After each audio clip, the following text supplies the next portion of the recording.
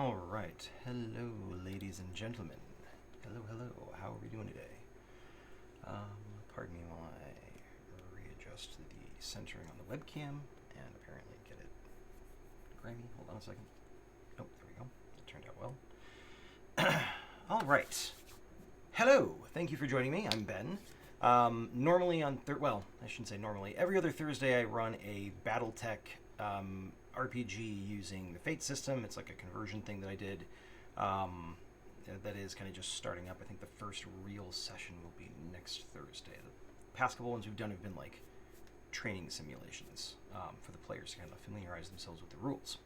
But anyways, on the off Thursdays, the every other Thursday, when we're not playing the RPG, I and possibly other members of the cast will be joining and painting some miniatures or just chatting Battletech stuff in general.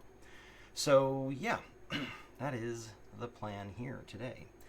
I will just put this out there. I am not a minis painter. I've literally painted 2 minis in my entire life. One was at a Gen Con paint and take table 13 years ago. And the other was 2 nights ago when I started painting the Dark Souls heroes, the Dark Souls board game heroes on my channel, Ravensdale Publishing. So, you know, it looks okay, but pretty generic. I'm not unhappy with it. But anyways, so as we go, if you know some techniques, some tricks, some tips, feel free to share them. I may or may not follow them, depending on whether I feel like it at the time. I know that there's lots of stuff you can do to make these things look like super professional. That's not what I'm going for here. I'm just kind of going to learn and to have some fun with it. Yeah. Now, all that being said, got a question for you, anybody who is watching. We've got a little bit of a choice to make. I've got sorry, it's kind of a weird orientation there. 2 of my clan mechs. I've got a Nova, aka a Blackhawk, and I've got a Hellbringer, aka a Loki. So those are the 2 mechs that I've got. Clanners go home. So I wouldn't necessarily disagree with that, Big Dad, but I do like some of the clan stuff, so I'm gonna and I feel like, in my mind, this may be completely wrong, but in my mind, the clan mechs are easier to paint than the Inner Sphere mechs, because clan mechs tend to be in really good shape, like they take really good care of their mechs. So I can make these look kind of shiny and relatively pristine, and it be logical. Whereas the Inner Sphere mechs that I'm going to paint are probably going to be more, you know, scorched and scarred and pockmarked and, you know, battle damage and yada, yada, yada. So those are going to be the more advanced things that I'm going to try to do. So I'm sticking with the clanners at first so that I can paint them looking nice and pretty. So again, Hellbringer, aka Loki, which is a heavy mech. And then we've got a Nova, aka a Blackhawk, which is a light mech. And I apologize that my camera does not seem to want to focus on the minis. I don't know what is happening. All right, we got at least a split second of seeing the Blackhawk clearly. Let's see if we can do the same thing for the Loki.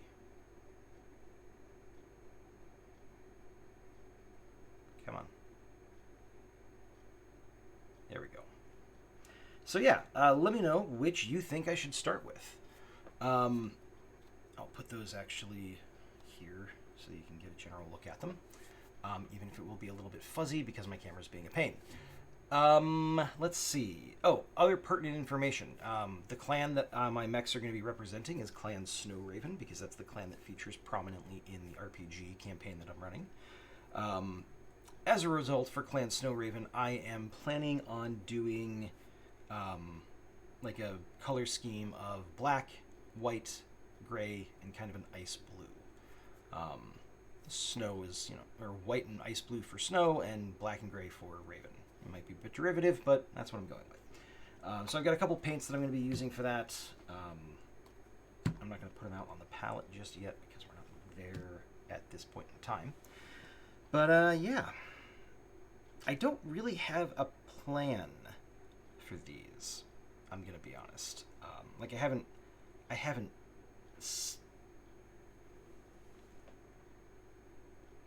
strategized on how exactly I want these to look, like as far as patterns go and whatnot. Um, I play a lot of the MechWarrior 5 video game as well as the Harebrained Schemes Battletech game, both of which are phenomenal, by the way. And I know you can get pretty fancy, and there's lots of different things you can do with them. I'll probably go fairly basic with these, and I can always do them again later, touch them up, however, whatever I feel like. I'm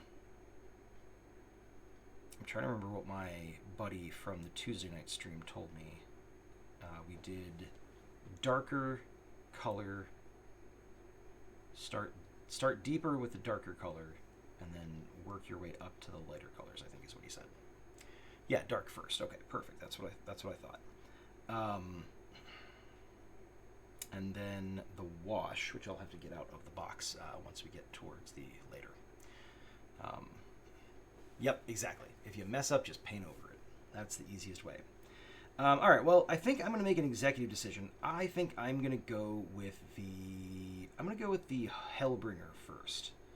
The Blackhawk has a couple little weird nooks and crannies that are a little bit more difficult to get into because of the squat nature of the mech, like trying to get up under the arms here and whatnot, and trying to get his elbows in there. That's gonna be a pain for me. So I'm going to start with the Hellbringer, because while I do have a little bit of concern there with the elbow on the right arm, that is kind of the only pain point. The other elbow, there's a little bit more of a gap, so I think that'll work a little bit better. Ghost Bear. Yeah, Clan Ghost Bear. I'll be honest, not super familiar with the clans. I know, obviously, the clan invasion. I know the names of most of the major clans, and obviously I know the Exodus and yada yada. But I don't know much about the faction dynamics and stuff like that between the different clans. So I don't even know if Ghost Bear and Snow Raven are on good terms. But that's gonna move over there. Gonna move these here. I've got a few different brushes here. Just a variety of different things. So I've got actually, I don't know if I'm going to need this one. That might be a little bit. Set that aside. If we need it, we need it. So I've got one that's got a slightly broader tip here, just to kind of get some of the, broad is it's all relative, but broader than the other two, just to kind of apply some of the darker colors in larger patches. And then I've got a couple of finer brushes for a little bit more detail work. I say detail work as if I'm going to get super fancy with this. I'm not, but let's pretend at the very least. Got myself a little thing of water here so I can dip my brushes and clean off the paint. All right. So like I said, we're going for black, ice blue, gray, and white. So at the moment, I'm going to go ahead and that is way more black than I was intending on putting out there, but that's okay. I'm going to need some. I wish I had a mixing thing, something to mix with. I should have thought about that before I started. Oh well, it is what it is. We're here. We proceed apace. No, I was hoping I had something nearby that I could use for that. You know what? I might sacrifice a brush on the altar of paint mixing. So put that. I'm going to grab some of this black and put it over here so I can mix some white in there to make it gray. That seriously, a lot more came out of that than I was expecting. All right, so let's. If I wash this brush off quickly enough, maybe it won't ruin it.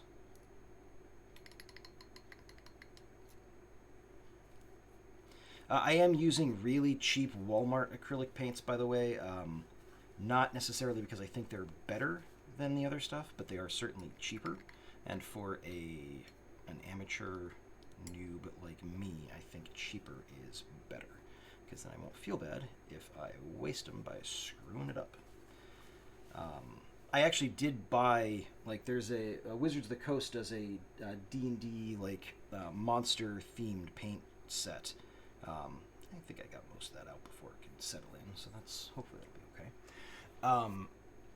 Rust-Oleum primer, that's actually the exact same stuff I used. I picked it up at Walmart. It's just a spray can, and I'm not plugging Walmart. I actually don't really like Walmart as a company, but they're just the thing in my small town.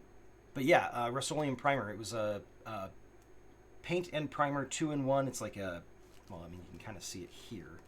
It's I think it was like a flat gray or something like that, or matte gray, and it works great. It does exactly what you need it to do, and it costs $6, so not going to argue with that.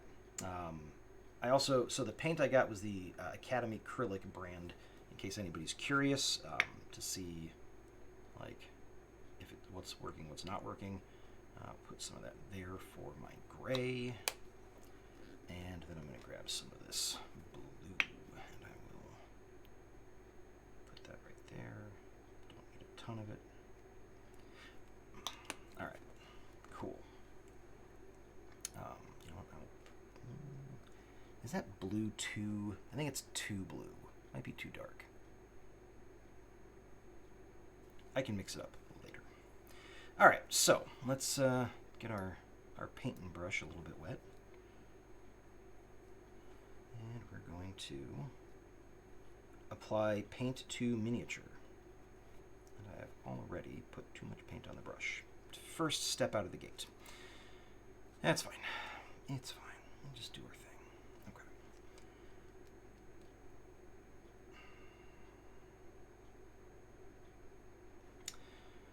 So I don't necessarily think I want to apply black to the entire thing. I think I just want to apply black to the areas that are going to be black. So let's do, I think what we're going to do is we're going to do the legs in black. And then we'll do like part of the torso in black as well. And then I'll be painting over the legs with some of the blue, the gray, the white, in little highlight spots.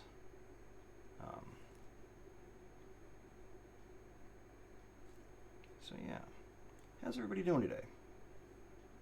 Hopefully everybody's doing okay.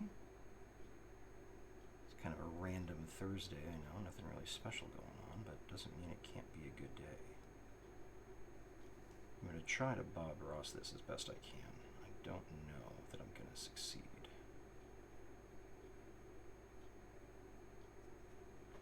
Let's see, how's that looking? Oh, hold on, sorry.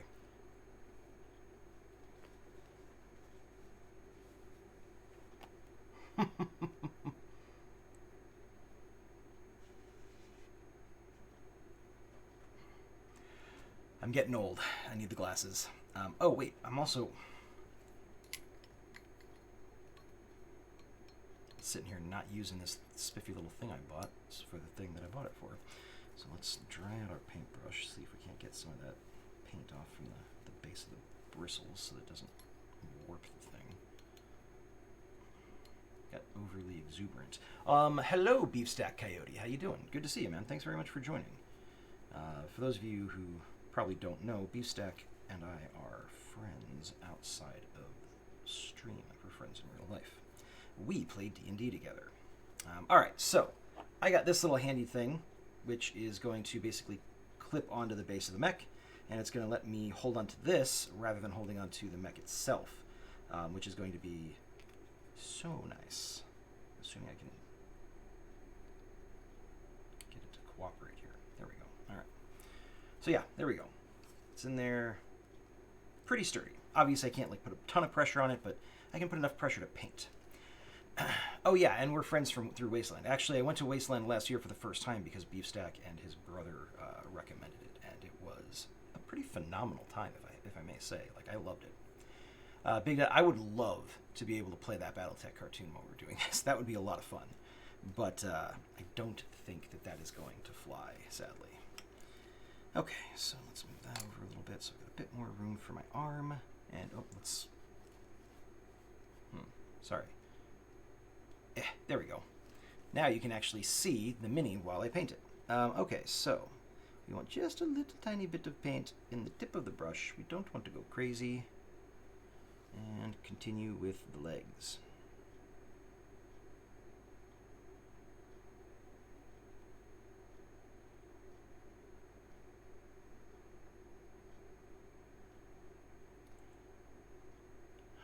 So I mentioned earlier that I've been playing the MechWarrior 5 game. I've actually been playing it since it came out. I really enjoy it. It's kind of one of the games that I play when I'm feeling like doing something kind of mindless, but still kind of relaxing. Because I really like, generally speaking, the gameplay. I know it's not. I know there's some little complaints that people had about it, but overall, I liked it a lot. So I've been playing it a ton of it, especially because they had the new the Rise of Rasselhag DLC came out for it just recently. So that was pretty cool. Cool little extra story missions and some other content, like some new mission types, which I'll be honest, I'm actually not a huge fan of one of the mission types that they came out with for it. One of them that they came out with it's called an infiltration mission, which sounds like it should be a lot of fun, like a really different experience to the standard Battletech mission where you go in and you just blow up everything and you win. For these missions, you're supposed to kind of sneak around, as implied by infiltration, and not get caught, which is great, except one of the primary components of the game, like one of the major gameplay elements, is hunting for salvage. It's one of the things you can negotiate as part of your contract when you take these jobs. And if you do the sneak around thing the way you're supposed to, you don't destroy anything to salvage. So it's kind of a weird. It's kind of a weird. Like you kind of have to just decide you're going to sacrifice getting some decent salvage in order to do the mission kind of the way it's supposed to be played. Okay, so we've got some vents on the back of the leg here that are probably supposed to represent the heat vents and things like that. So I'm gonna have to remember that when I come back in and paint over the black. I'm gonna have to remember that as probably like a spot that I should put some gray on there. Let's see.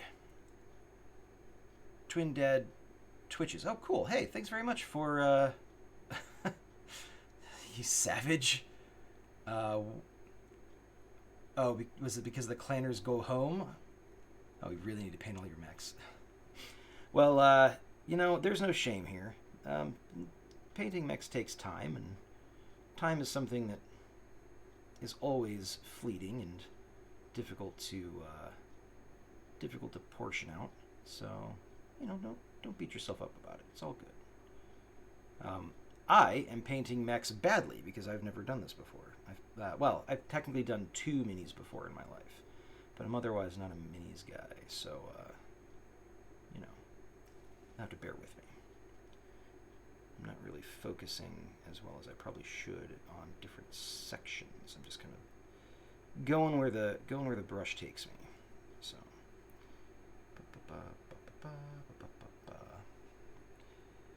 referring to comment about using Rust-Oleum primer. Oh, yeah. Well, I might have backed him up on that actually. I used Rust-Oleum primer to prime this guy. It bonds with plastic. It's a flat or matte finish. Standard kind of solid color. It did the trick, and it didn't cost me an arm and a leg. So, we do what we have to.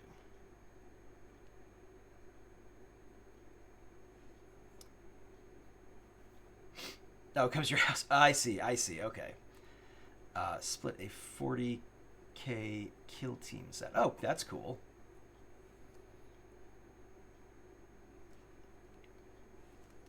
I'm familiar with the basic concept of 40k, but I don't know what a kill team set is. I'm assuming it's some kind of some kind of unit in 40K, in Warhammer 40K.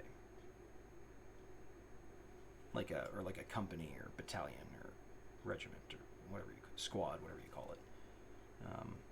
I think the coverage on that is pretty good. I really wish I could get this thing to focus on the mini. Hey, there we go. There's a... Careful. I think it's pretty good coverage for that leg. Okay, we're going to move on to the left leg now. I think what I'm going to do is I want to do black and ice blue as my primary colors. Probably black is the primary, ice blue is the secondary. And then I'm going to do the gray and the white as like highlight and accent pieces. Whoop, that was way more paint than I wanted to put in that spot. So I'm going to have to make sure I draw some of that out of there so it doesn't kill the detail.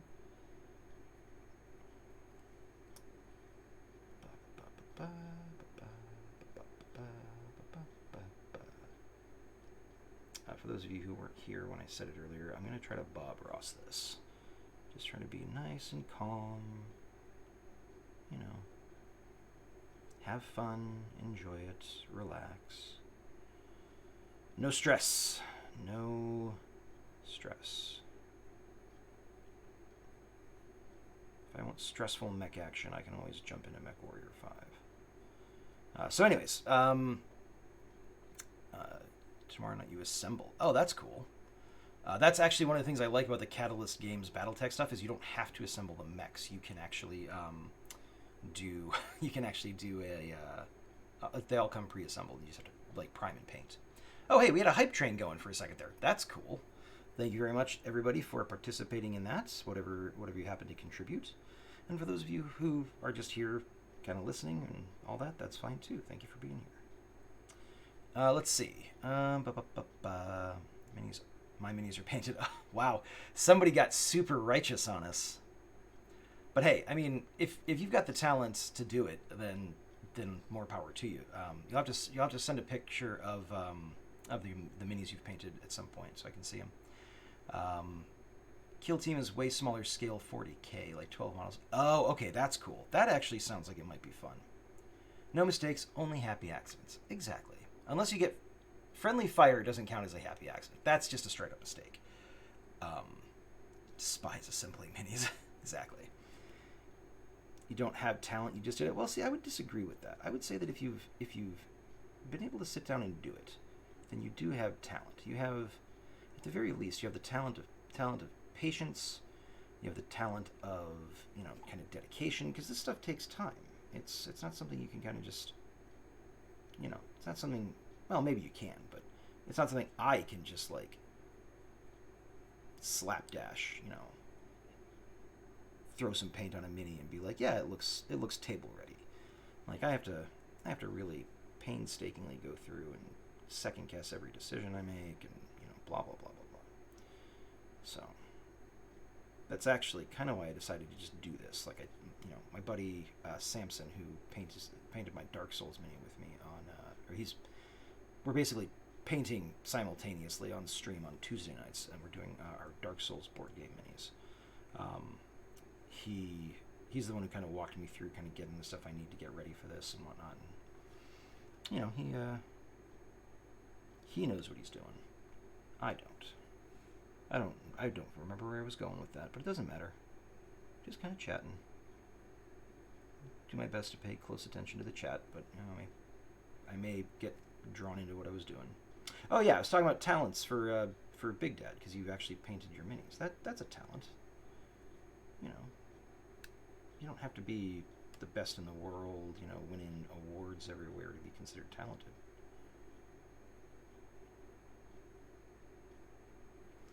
I'll be honest, if it wasn't for the fact that I decided to agree to do some minis painting on stream, I would probably not be doing it at all. I'd keep putting it off, and I'd never get around to it.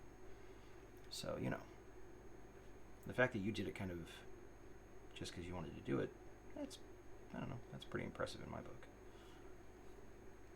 Let's see. The top of this hip actuator is really kind of a pain in the ass. But that's okay. It's not a challenge, it's an opportunity. An opportunity to learn. I gotta turn this guy over so I can get that little ridge. It's an opportunity to learn, an opportunity to overcome. You know what? Actually, this angle gives me a look at a couple things I missed on the other leg, so I'm just gonna hit those real quick. See? An opportunity. Okay. All right. It's slow going, so if anybody really wants to see these painted like lickety-split, I'm afraid this is the wrong place to be.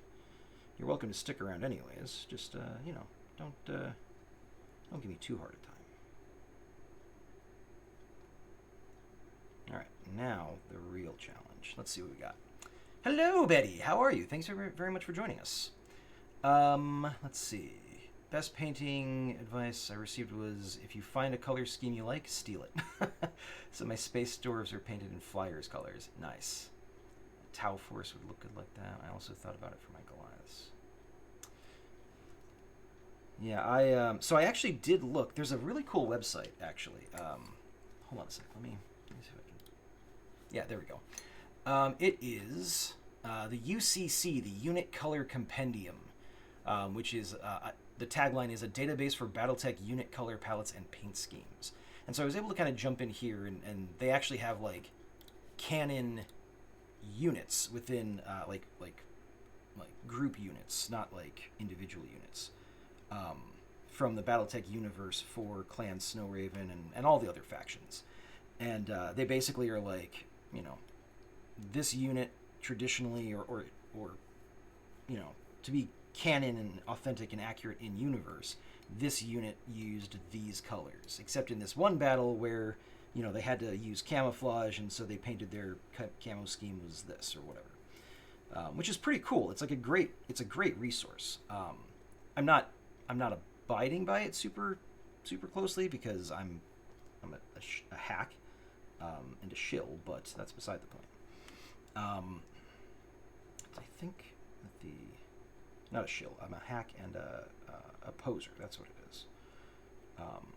But, you know, I just didn't like a lot of the paint schemes that they had. There was one, actually, that I'm kind of taking a bit of inspiration from. I liked that one. But otherwise, they were okay.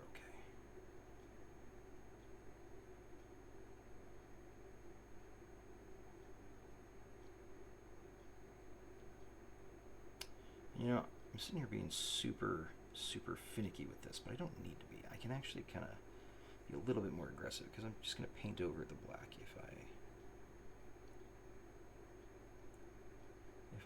accidentally tap a spot that's not supposed to be black. Oh. All right, let's get in there and get those hips real quick. Like those hip joints, little connectors.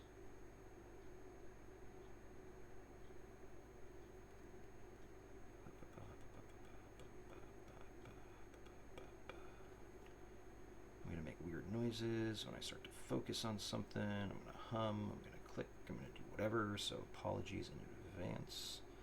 Let me know if it's getting to be excessive or annoying. Please.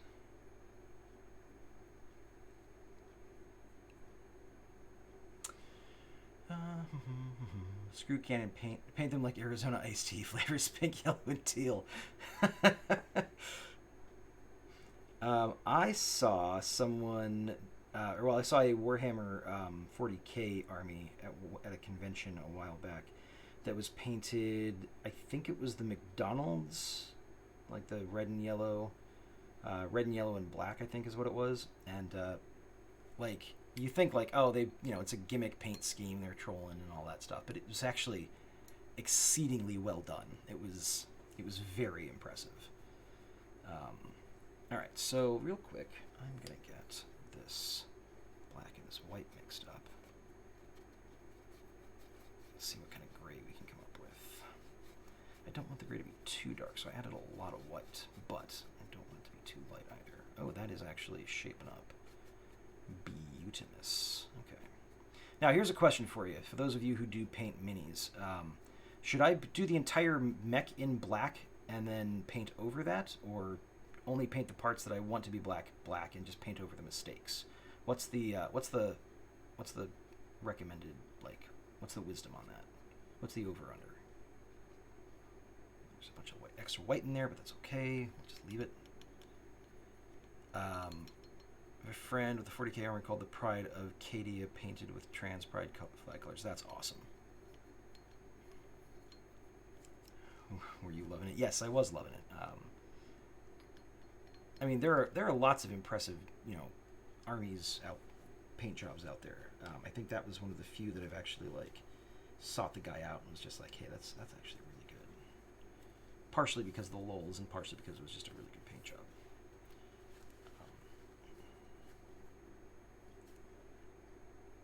I think I saved that one. Okay, toss that over there.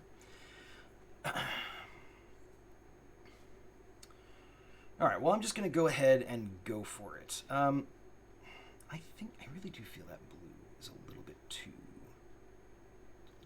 much. I need a little bit more white in there. Brighten that up just a bit. It's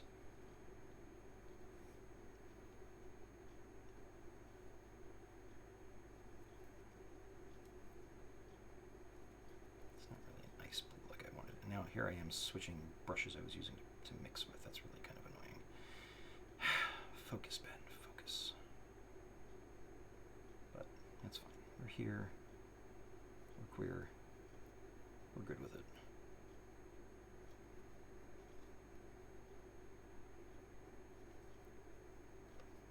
It's still not quite light enough for my taste. Let's toss some more white in there.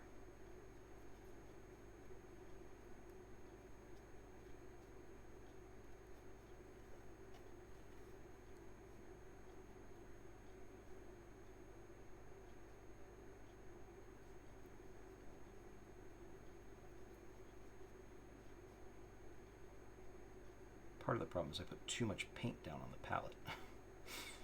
I should have been a little bit more restrained, but it is what it is. Here we are. All right, typically paint main color, and if it goes on areas unintended, cover as the detail increases. Okay, generally don't like going from all black to lighter colors.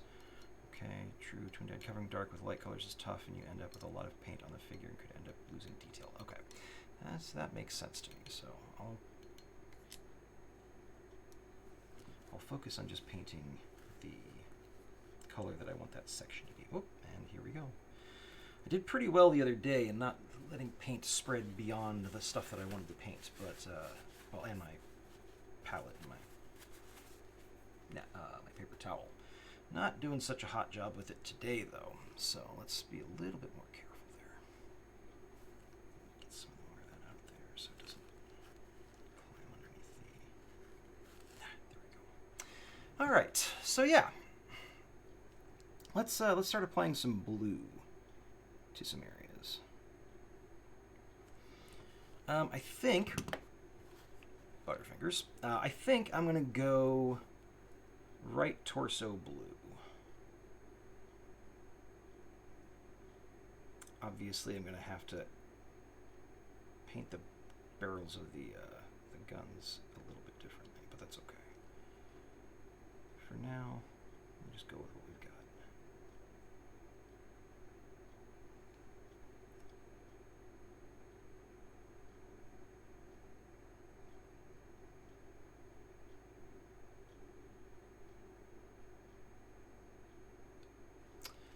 Let's see, for some reason,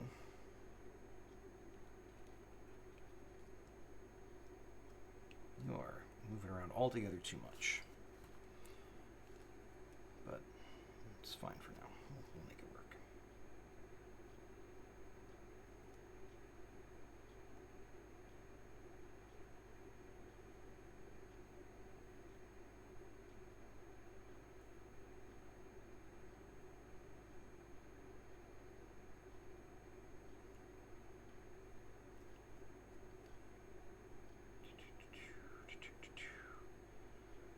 I love how vibrant that blue is. Yeah, it's a really good blue.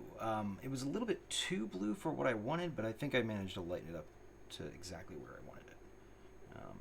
So it worked out pretty well. You know what? I need to be more restrained with how much paint I've got in there, I think. So let's go up over the shoulder, on the back. Get a little bit of blue on the torso, on the center torso there, but that's okay.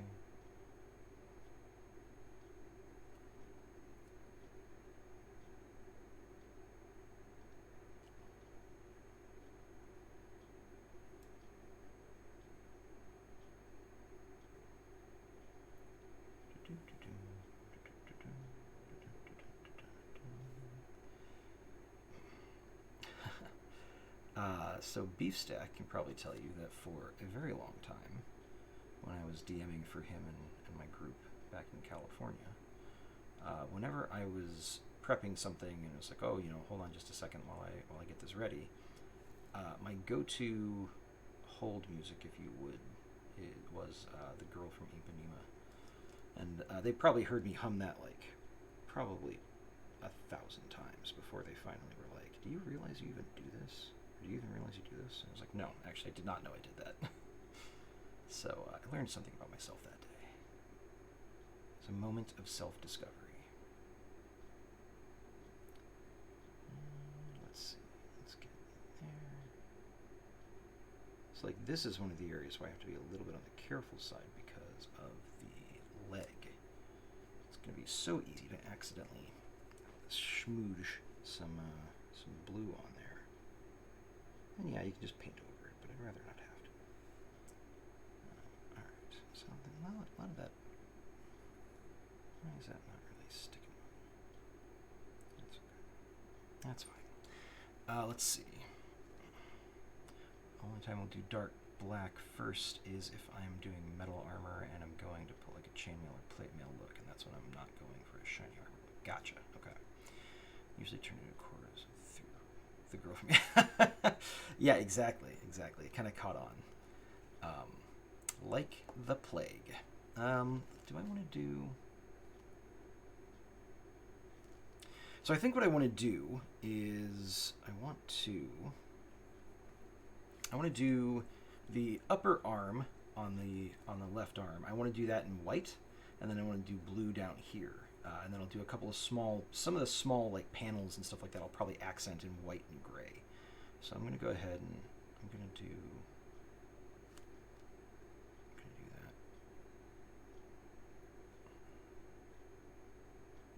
I say this like I've thought this out and have a plan. I most assuredly do not. I'm winging it as I go.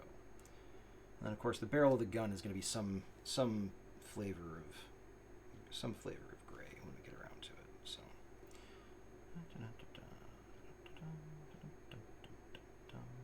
this does not seem to be sticking as well. The paint doesn't seem to be sticking as well as I would like. I don't know if that's normal and I'm just being paranoid or if I've done something wrong. But hell with it.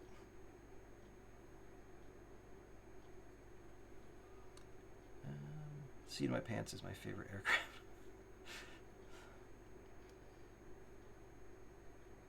Yeah, do you have frequent flyer miles with it? With that airline?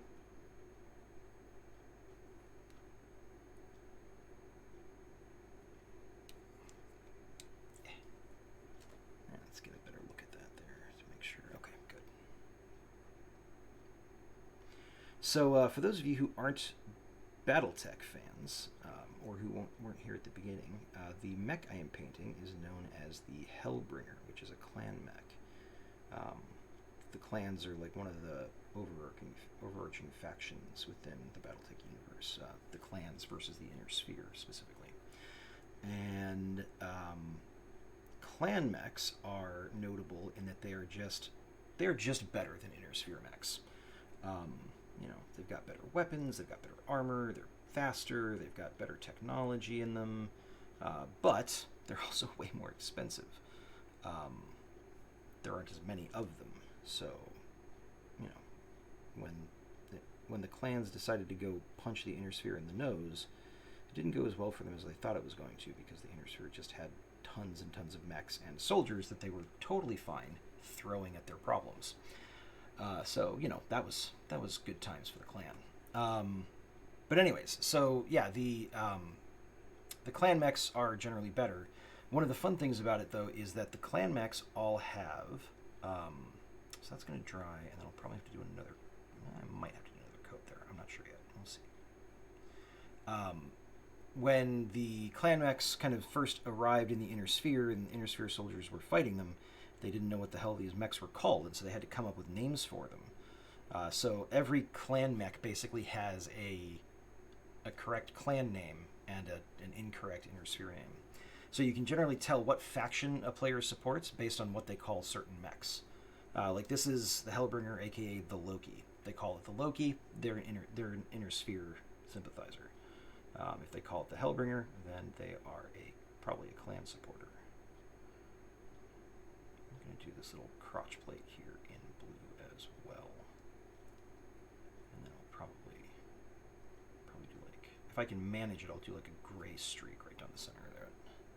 I'll probably do a white streak down this center of both legs, and then like a perpendicular gray band, like probably over the knees or something like that, just to add a little bit of visual oomph there. But anyways, that's a later problem. And then I think I'm going to do the entire right arm in blue as the base color, and then I'll fiddle around with that, do other stuff with it later. So I just want the shoulder at this point. I don't want the torso. I'll probably do the right torso in white. Or no, I should do the right torso in black, because my primary colors are going to be black and ice blue. So, let's see. Double diamond member, nice. 90% of my Wasteland art projects are made up as I go. Well, I mean, I will say I've seen a number of your Wasteland projects, and those have always turned out pretty phenomenally. Like, those are really good. Posted dwarves in the box seats channel. Oh, I'll have to check that out. Quality costs money. Yep, that's true. Life is cheap in the inner sphere. Well, that's a that's a relative term, but yeah, sure. Unless you're saying the cost of a life in the inner sphere is cheap, because that is absolutely true. That's some fun lore. Yeah. Rather be inner sphere than periphery. That's true. So there is actually kind of a subset of the inner sphere faction, which is the periphery. Technically, they are more inner sphere than they are clan, but they're on the edges of known inner sphere territory, and so they tend to be, or on the periphery, as the name implies, and they tend to be kind of, marginalized and underrepresented and sort of just abused and taken advantage of by the larger inner sphere, the inner sphere nations. So there's a lot of fun. There's a lot of fun interactions there.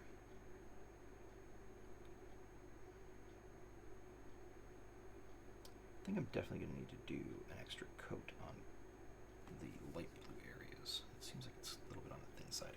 All right, now we're going to get into the tricky part, which is this right elbow that I mentioned way back at the beginning, because it's a very tight space to try and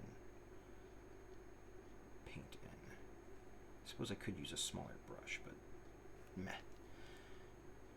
Go big or go home. Let's see.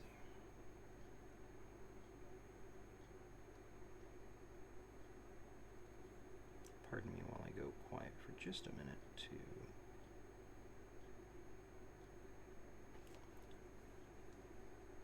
focus.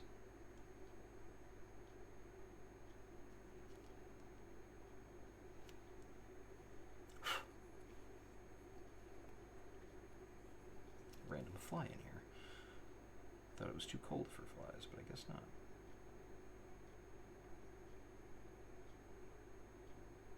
Bug the hell out of me. That's fine. Nope, not fine.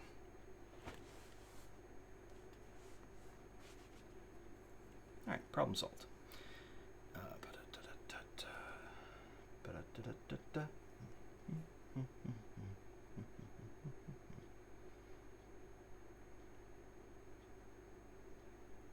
I think I got the fly, but maybe I didn't. I see something out of the corner of my eye. So we'll find out. Okay, so there's that. Let's paint some stuff in some other colors. But yeah, so the RPG that I'm running for Battletech, there are the two kind of main player factions are the Clan Snow Raven and the Outworlds Alliance, which is basically a huge conglomeration, or not conglomeration, a huge coalition of, small periphery systems. The known universe, or the known yeah, the known universe in terms of like territory in the BattleTech universe is pretty expansive. Like there are hundreds of worlds and things like that. So you know, there's a lot going on there. Let's do some white on this. Oh wait, no, we're gonna do black on the. So like you know, each faction typically has like hundreds of systems that they are in charge of or that they control. So you know, things get lost in the shuffle, and there's a lot of turnover in territory. And so one of the things that happens with the periphery is that they get invaded, or you know, little proxy wars and whatnot that kind of get used as the schoolyard when the larger inner sphere factions decide they want to go punch each other in the nose. So there's a lot of resentment there. But the reason I'm saying that is because one of the other player factions, in addition to Clan Snowraven, is the Outworlds Alliance. Am I getting? No, I'm not. Is the Outworlds Alliance, which is a big coalition of all these periphery planets. You know, and they're pretty large, but because they're not exactly a cohesive government, or at least they're not as unified as they could be. You know, there's the usual problems that you can imagine there would be with funding, and you know who gets taken care of when money's available and when things are scarce and all that stuff. So there's a lot of infighting in the Outworlds Alliance. But the reason I picked those two factions is because there's a point in the game's history where they decide to be buddies. Basically, Clan Snowraven has decided the other clans are a bunch of jocks, and they've kind of had enough of their crap. So they decide to figure out a new place to live. And as they're doing that, they run across the Outworlds Alliance. They're like, hey, they've got this cool dropship. One of the things about clan society is they've got a lot of rules about like ritualized combat and like, you know, challenges and things like that. And basically one of the things they do is they say like, hey, you know, I'll challenge you to a fight, and if I win, I get your cool shiny toy, and if you win, then you get my cool shiny toy. And so, even though the inner sphere doesn't abide by those specific rules, during the clan invasion, they did kind of learn like, hey, we should probably kind of play along here, because if we don't and we piss them off, then we just have to worry about them full on just attacking us, and then you know if we win, we don't get diddly squat out of it. So Outworlds Alliance was like, okay, I guess we're doing this, and you know because they're kind of like, you know, they're kind of backwater system of planets. You know, the clan Snowraven was like, yeah, they'll be easy pickings. It's a bunch of rednecks in a pickup truck versus, you know, us and our tanks. So we got this in the bag, and the Outworlds Alliance actually kicked their asses in the trial, and Clan Snowraven, far from being pissed off about it, was like, dude, you guys are fucking awesome. Oh, excuse my language. Sorry. You guys are awesome. You know, we should totally, like, here's my number. We should totally be friends. And the Outworlds Alliance was like, you know what? We can actually see the value in that. Yeah, let's get together sometime. And basically, they created a little coalition that ultimately becomes the Raven Alliance. You know, a few decades later. But anyways, so I'm setting the game in the early days of that alliance. So that's why there are clan and inner sphere pilots working together. I kind of did that so that there could, you know, there was a strategic element to it, so that we could have some clan and some inner sphere pilots at the same time. So that if I got players who were like hardcore clanners, I didn't have to tell them like, sorry, you can only play inner sphere, or vice versa. Yeah, sorry. Drifting off camera there as I try to get that little bit of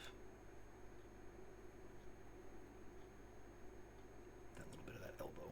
This is really annoying. I guess technically there are two cameras covering both angles. So you should probably still be able to see me making funny faces. So yeah, that's the general gist. I think I'm going to do a white stripe right down the center in the center torso, maybe with like some gray highlights, or like a blue highlight or something. I think that'll be interesting. Sort of a tricolor design.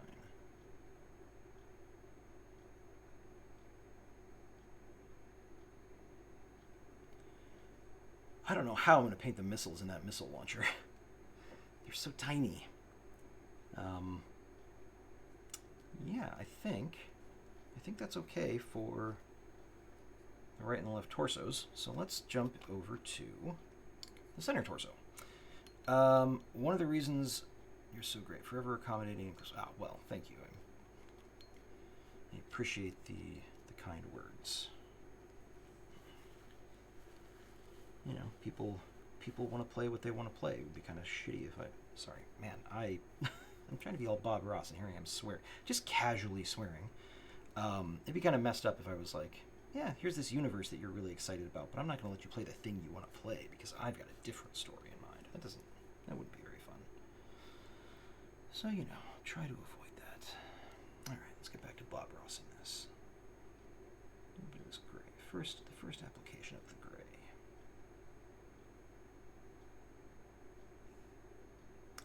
Probably actually switch over to, you know what, I am going to switch over. I'm going to switch over to another brush that's more fine tipped, so I don't have to worry quite so much about accidentally overlapping the other colors when I don't want to.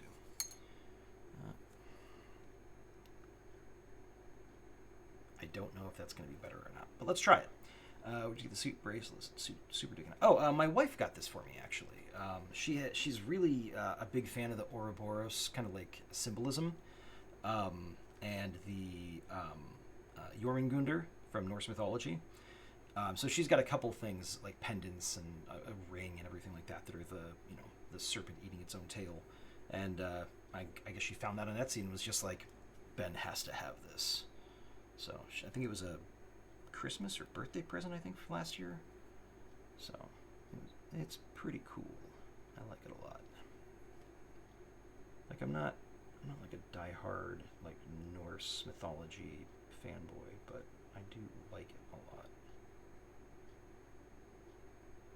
And a lot of the symbolism, a lot of the themes present through Norse mythology are really interesting. So I was very, very pleased to receive it. Did that work out? Actually, I think that did work out mostly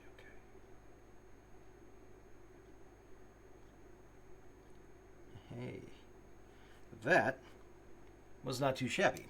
All right, let's see if I can repeat it on the other side. Love it. Oh, thank you. Appreciate that. She has good taste in most things. Why she married me, I will never know. But here I am. I just try to appreciate it and not take it for granted.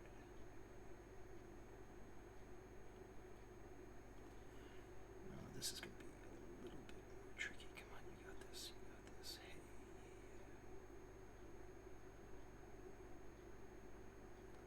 And for those of you who have painted minis before, am I just being too? Oh, dang it!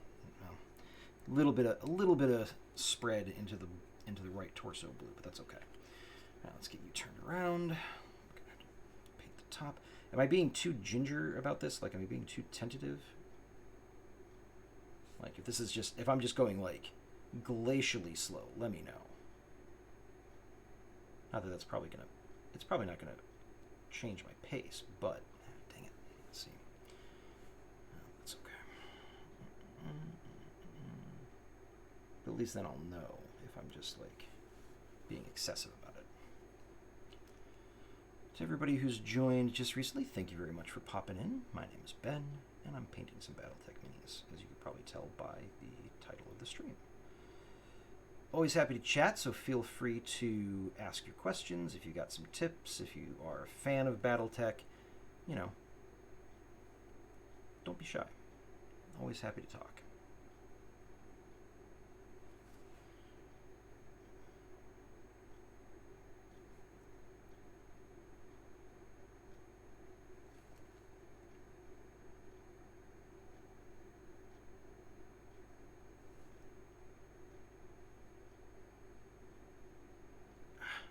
Now I got some gray on the right torso.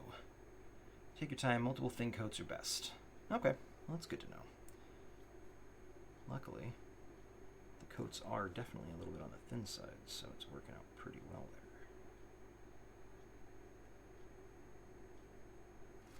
Probably have to go back over with the black and the blue. I need to get... So there's this little spot right there on like the hip rotating coupling, I don't know, actuator, whatever that is. It's like a little circular ring. I need to paint that side of it black because I missed that when I was going through the first time. So I'll definitely have to put some more black on the paintbrush anyways, so it works out well. All right, we're going to do this little butt plate in gray to kind of complete the stripe, although it is kind of offset by the fact that the crotch plate in the front is in blue. But that's okay.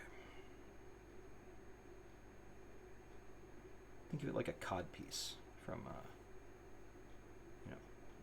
like the Lunch Connect in Germany. We're a really cool group of mercenaries, by the way. Hip pivot. Yeah, that might be what it is. All right. So there's that. Let's do some white. We haven't actually tossed any white on there yet, so we're gonna do that next. You know, it's funny as a streaming thing. Something I've noticed is that a lot of times, when you get viewers who come in, like your viewer count pops up by a few. If you say like, "Oh, hey, thanks for joining," to these people who haven't really said anything, they're just kind of popping in to see what it's like. A lot of them will just immediately turn around and leave. Notice that. It's kind of funny. I didn't mean to scare you off. I'm so sorry. Please come back. I promise I'm nice. It might just be that they decided like this isn't really for them, which is fine, but it's a trend that I've noticed. Don't like that. Well, that's definitely going to be a multi-coat situation.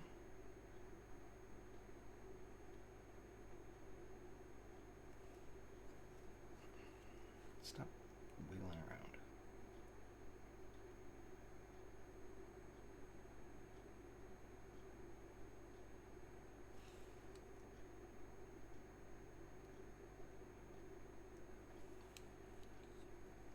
Notice that streaming on TikTok as well.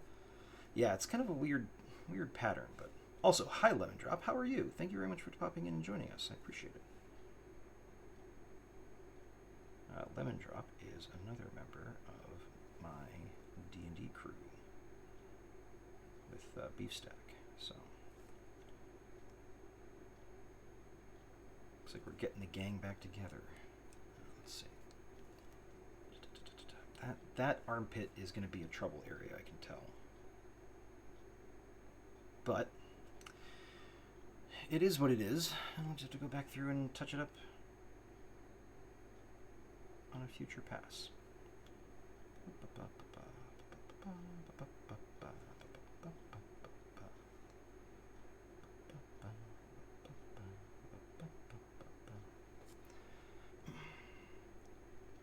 Back when you used TikTok.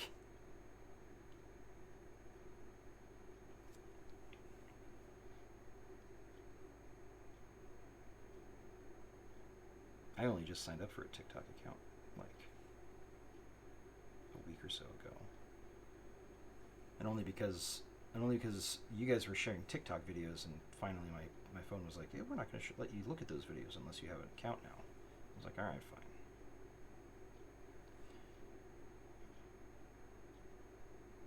And I would say like, oh, I only just got a TikTok account.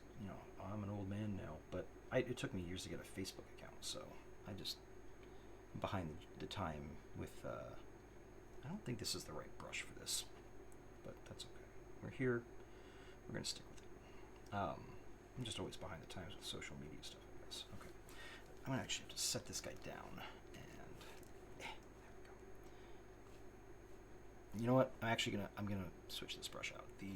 the bristles are longer than I would like. Like I like that it's kind of a fine tip, but the bristles are longer than I like, and they tend to be less easily controlled as a result. So I'm gonna stop before I do any damage to my progress. And hello, Mr. Swetch. How are you? Welcome, welcome, welcome. Thank you very much for joining. Pardon me just 1 second while I send my wife a kissy goodnight text because she is in a different time zone than me. Hopefully I wasn't too far behind.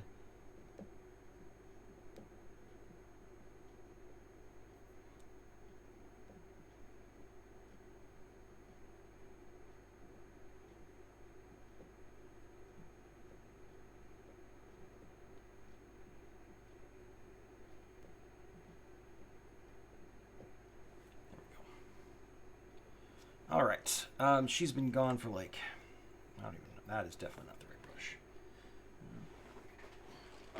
She's been gone for almost a week and a half now. She comes back on Saturday. And let me tell you, I am not a fan.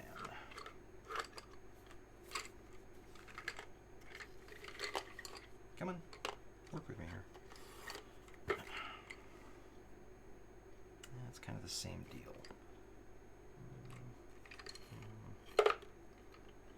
None of these are really good. You know what?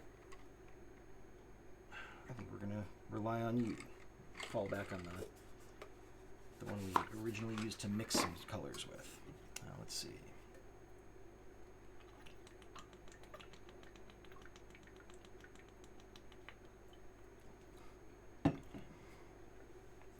We could get the band back together if we could actually pin down a schedule. Yeah, seriously. Is that the one? No, that's the one. Is it? What the heck. I'm just going to go with it. We will make it work. All right, come back here. Oh, wait, no, hold on. Whoops. I'm supposed to get the tip just a little bit on the wet side first. Okay.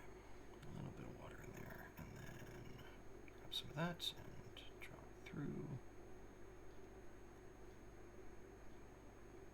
My technique is not great. I am not consistent, but, you know, that's cool. Well, I guess I'm consistently not great.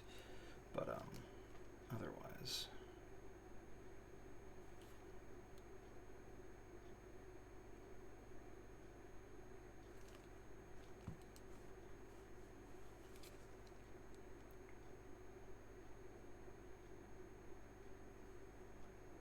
Watch, this is the point where we're going to be like, oh man, I really wish I had one of those fine tips.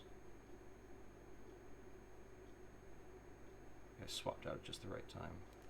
Like when I'm playing Dark Souls and I'm like, oh, I'm going to switch over to this other cool weapon. I'm like, oh, but that first weapon I had would have been perfect for this boss. Well, in for a penny, in for a pound.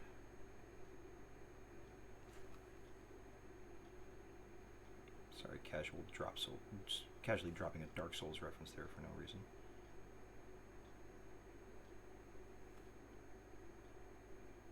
But it does kind of tie in because, you know, started off talking about how I did some Dark Souls minis painting back on Tuesday, so it's related. Oh, it's related. I totally flubbed that. That's okay. I'm just gonna have to do another coat of that blue anyways, so.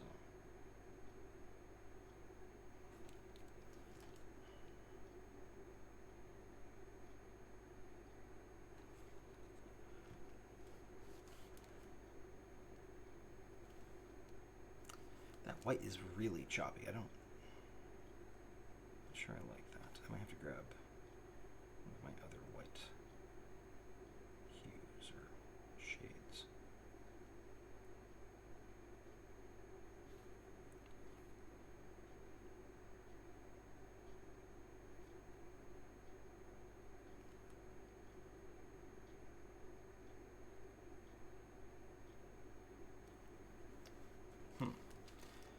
Well, at least for now, that'll work. Let's see. Consistently inconsistent. Yeah, exactly. Bad talk your friend. I can bad talk your friend if I want to. I happen to know him personally. It's making me want to pull out my minis to paint, but I have none with me. Aw, I'm sorry.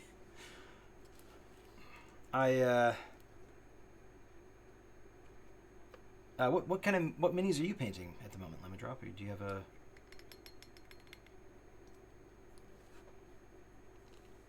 I think it'd be hilarious if you were like, I'm a hardcore Warhammer 40k fan.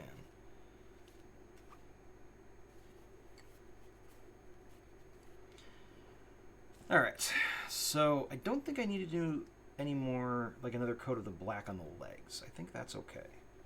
So what I'm going to do instead is I'm going to try doing a white stripe directly kind of down the, I say directly down the center. This isn't going to go well. Hell with it. Let's just do it anyways. What's the worst that can happen, right? I'm one of those people who, like, if I like, oh, I'm going to try this new thing and take up this new hobby, and I'm not really good at it right away, I tend to, like, just be overly harsh to myself about it. And so I often will start a hobby and then not stick with it, because I'm not, like, perfect immediately, which is, of course, problematic for a number of reasons. One, it's a waste of money. Two, it's a waste of time. And three, you never get good at something if you quit as soon as, if you quit before you practice. Which is something that I recognize, but in the moment doesn't necessarily make me feel great when I'm just like absolute trash at whatever it is I'm trying to do. So I'm trying to fight that urge here with the painting. I do not like the way this is turning out. It's fine. Keep going.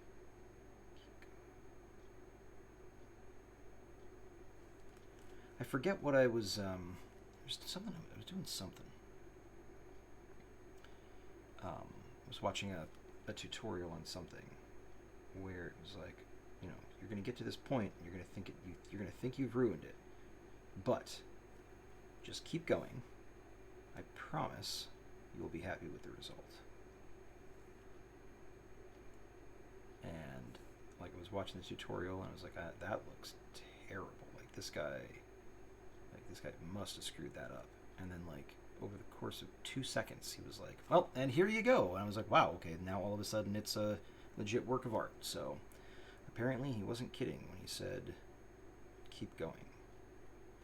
Like, I guess if you're watching a tutorial to learn how to do something from someone who's, confident enough to put a tutorial up on YouTube, maybe listen to the guy with the tutorial. He might actually know what he's talking about. Which is a novel idea.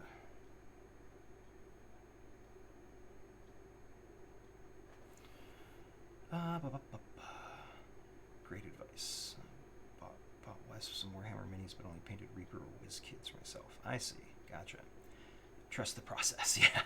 Wash hides a lot of painting sins. Yeah, that's true. I actually found that out on the... I'm actually going to set that aside for a second. And I want to grab... So this is the mini that I painted on Tuesday.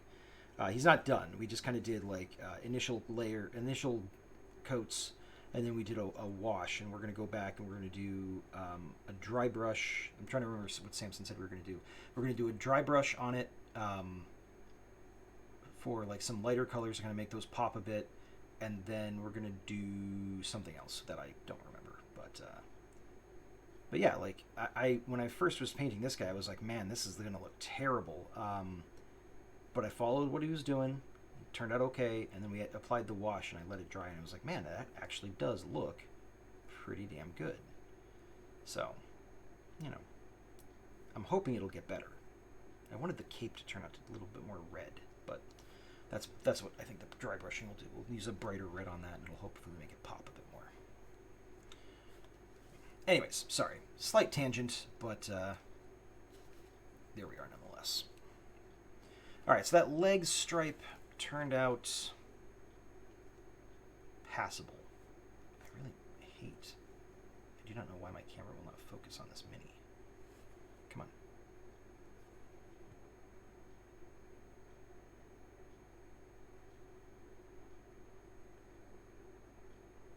Nope, it really just doesn't want to do it. Come on. Get you a little bit closer.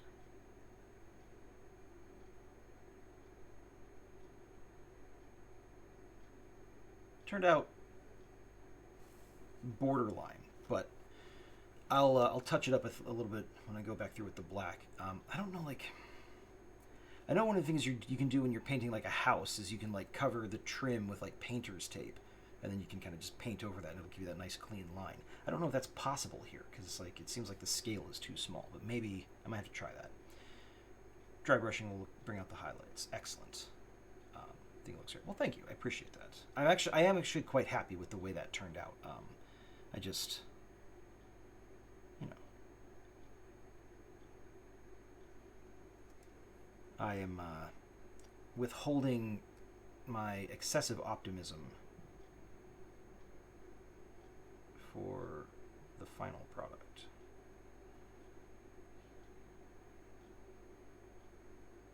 That is way too big a bulb of paint on the end of that brush. What am I doing? There we go.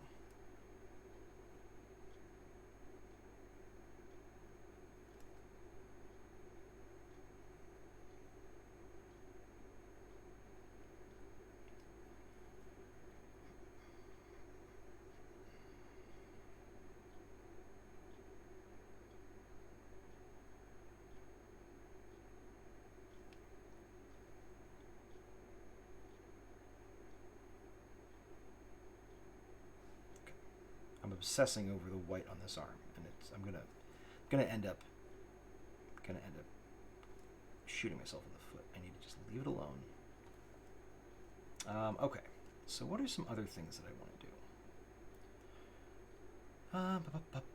You could try making fluid, but it may pull off the paint. Masking fluid. Oh, okay. Have to test it. Ooh, that's interesting. I can use the black to make that white line a little more crisp. Okay, yeah, that makes sense. So I think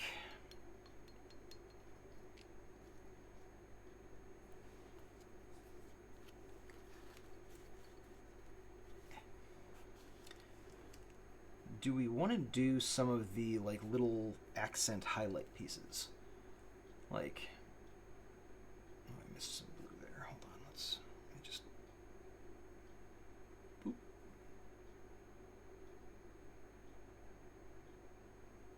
Oh, I didn't miss the blue there. I got gray on it. That's what it was.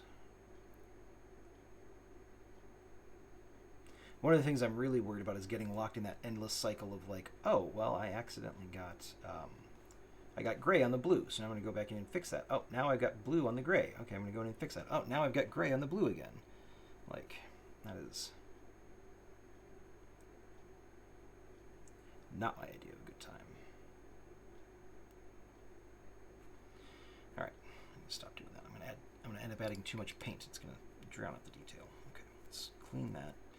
Let's take a step back. All right, let's see here. Your night or whatever looks better than half the shit I see on Dropout. You're doing great. Stop being mean to yourself. Stop and say hi. I'm a break. Get distracted by the Bob Ross and minis here. Happy Little Mac. Yeah, exactly. That's kind of what I'm going for. But thank you for dropping in, Sarah. I appreciate that. Yeah. And no, I'm happy with the guy. He turned out pretty well. I'm just, you know, I have a hard time being too excited about stuff until I see the finished product because, well, you know, reasons. Okay, so let's strategize a little bit. What do we want to do next? I think we need to add a little bit more gray somewhere because right now the center torso is gray, but that's about it. So it looks a little bit funky as a result. And obviously we're going to have to paint the cockpit. We're going to have to add a couple little, like, detailed things here to kind of make some stuff pop. But that's something we can do at the end. Back to killing frogs. Well, enjoy. So I'm loving this chill paint stream. Oh, well, thank you, Twin Dad. I appreciate that.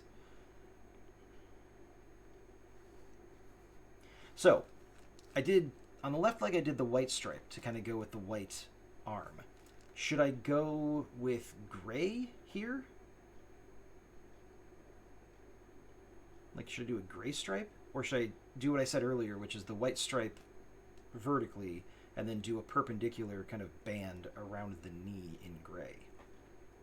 What do you guys think?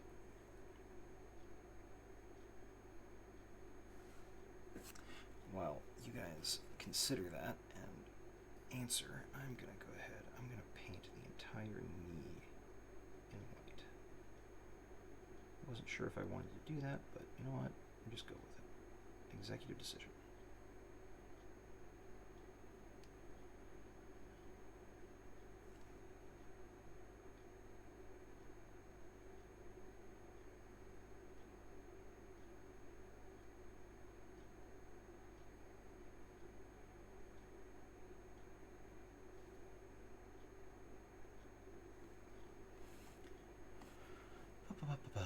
I like the asymmetry of a perpendicular stripe. Okay, so in that case, I'll probably do that. I'll do a white. So I'm going to do a white stripe down the center of the other leg, and then I'll do. Wait, didn't know this was your channel while I was watching the games. Oh hey, how's it going, Mason? Thanks very much for joining. So actually, oddly enough, this is not my channel. This is my friend's channel. She runs she's involved in a number of different streams here. I'm involved in a couple. But the Thursday Battletech stream on her channel is me. So my channel is Ravensdale Publishing, and right now we're only just starting to stream on Tuesday nights starting next week. So that'll be a slightly different thing. We're going to be doing some painting and chilling and hanging out stuff too, but we're going to be doing different minis, not Battletech. So, Beefstack, real quick, when you're saying the asymmetry of the perpendicular stripe, you're saying the white stripe down the center and then the gray band perpendicular to both of those on both legs?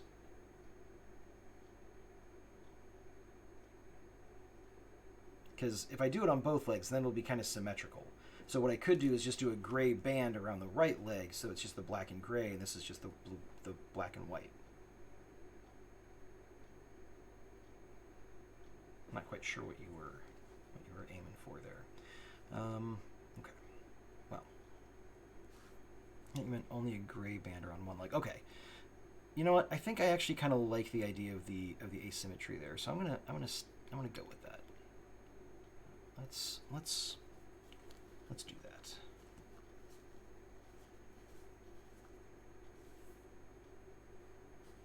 Okay.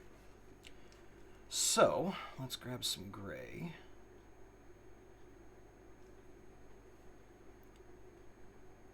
And you know what I might do is I might do like two bands of gray, one above the knee, one below.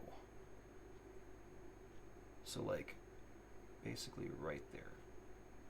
I don't know if that was the best place to put it, but paint has touched Mini, so we're stuck. We're going for it now. Bonsai. So I don't know if you guys can see that very well, but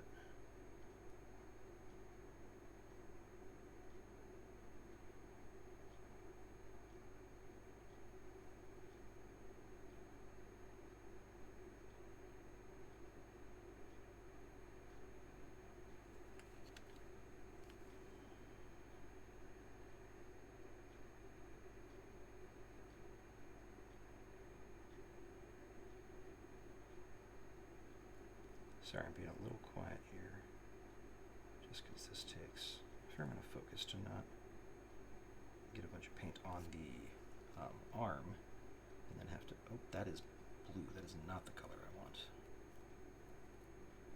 Alright, there we go.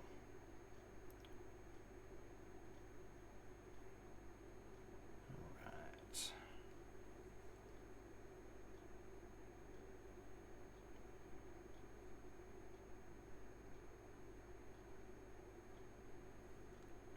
Well, those did not match up, did they?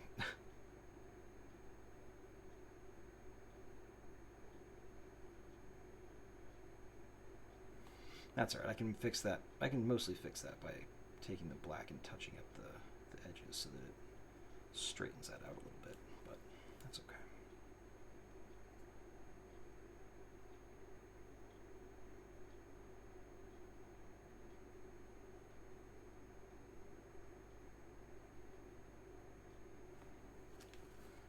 Alright, so let's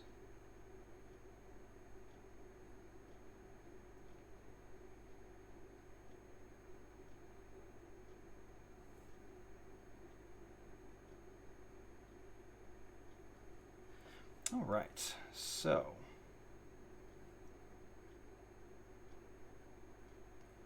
being a little bit more cavalier with the precision, just because I know I'm coming back in here with the black to tidy that up. All right, so that looks good, and then I'm going to do another one kind of right down there by the, like around the ankle, I think. So let's just mark that off.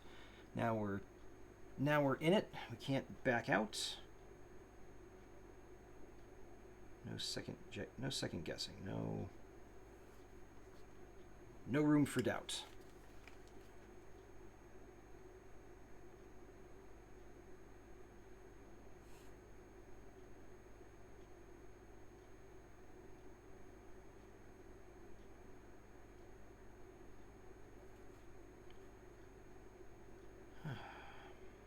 Not to be a downer or anything, but if I'm honest, I was having kind of a crappy day today.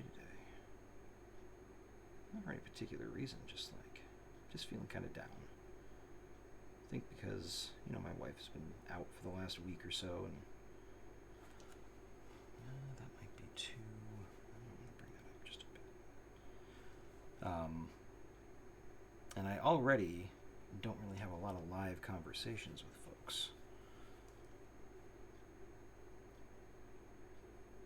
Just because the nature of the small town I live in, like all my friends are scattered around. So, just feeling a little bit on the lonely side, I think. So at the point where I was like, do I even want to do the stream? Like maybe I should just back out. But I'm glad I'm here. I'm glad I decided to do this. Not exactly like a live voice-to-voice conversation, but still quite nice to interact with people. I'm actually doing the minis painting, which, I would have just been avoiding if I had backed out of the stream tonight, so good times. Thank you all very much for being here.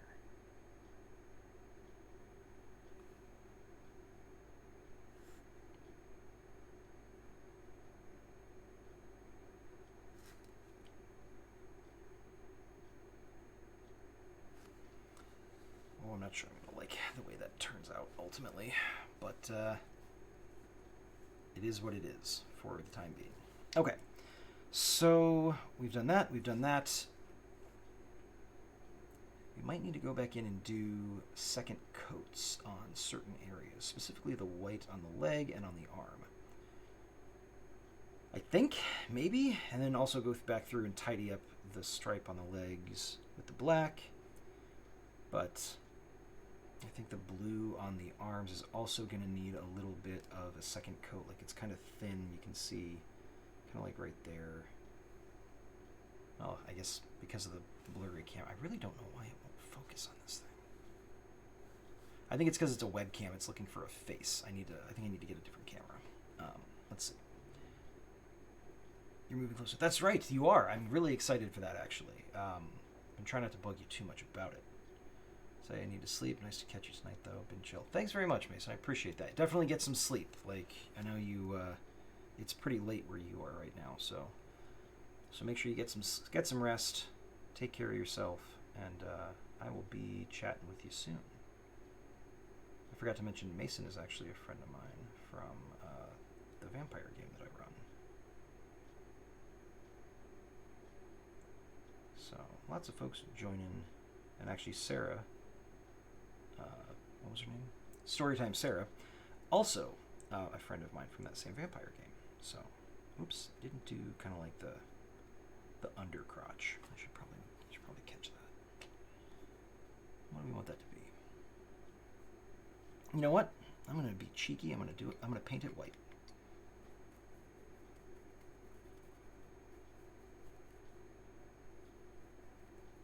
Why? I don't know. It just strikes me as kind of funny. Let's get in there.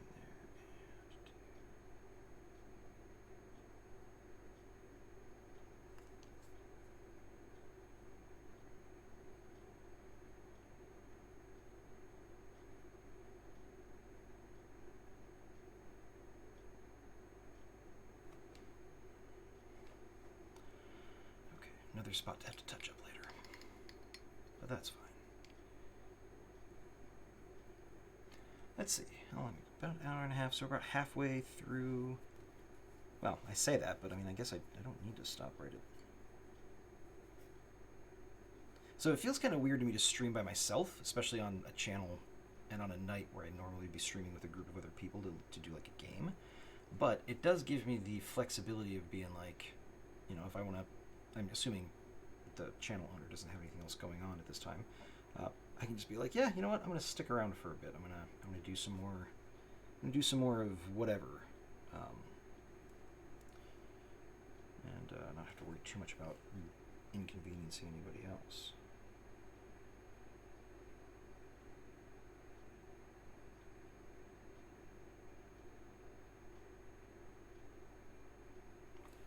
Really, the only thing I have to worry about is how long people are willing to put up with watching me.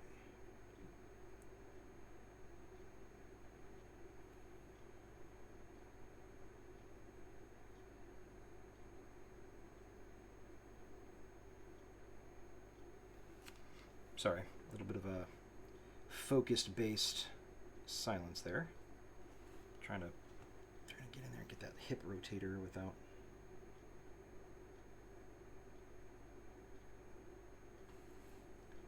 fudging up other stuff.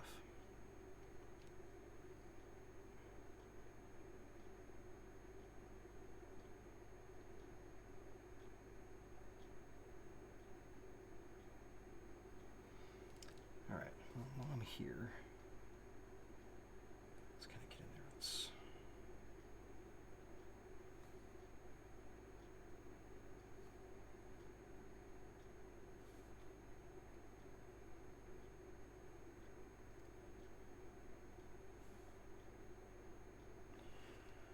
Okay. Just doing little touch-up spots right now, just kind of trying to...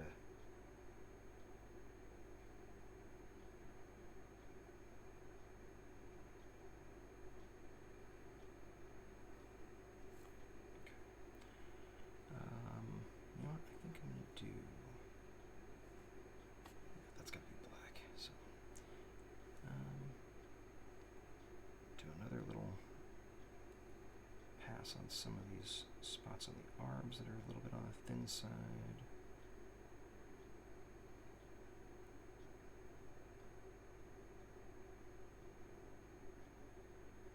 Just trying to do light brushes here just to fill in some of those spots where the paint is a little bit thin.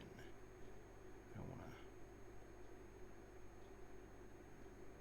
don't want to overdo the amount of paint I'm putting on there, but I don't want the model to be showing through too much. So that's kind of where I'm at the moment. Just doing little tiny detail touches. Well, I say detail touches. I'm cleaning up some of the errors that I've made and also obscuring some of these unsightly thin spots.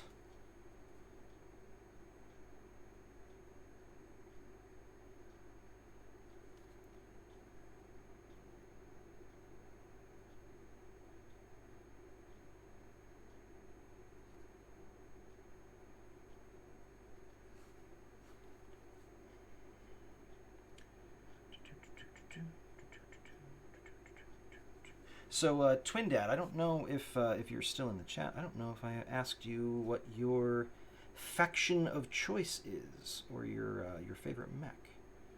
I think Big Dad, I asked you in the Discord chat a while back, but you're always welcome to remind me here if you're up for it.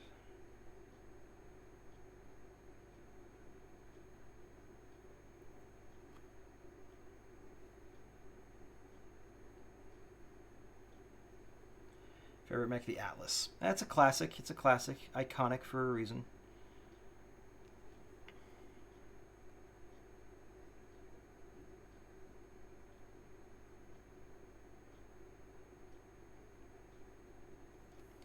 I'm actually...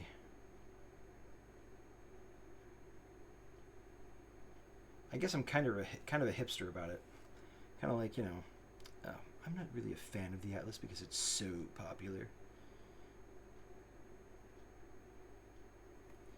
But I really try not to be that insufferable about it. It's just like, I don't know. I think there are better assault mechs out there. what the situation is. An atlas does not always solve the problem, you know.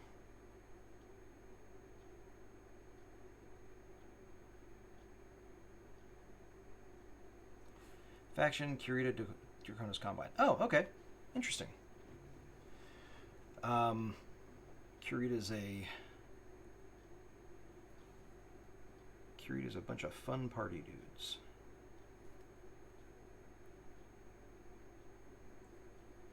So for those of you not familiar with the Battletech lore, the Inner Sphere factions are divided into houses. And there's 6 big ones? There's House Kurita, House Lao, House Steiner, House Merrick, and I'm pretty sure there's another one that I'm forgetting. House.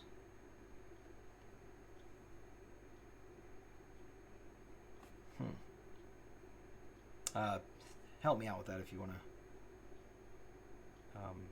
To my dad, if I know I'm forgetting one of the Inner Sphere houses.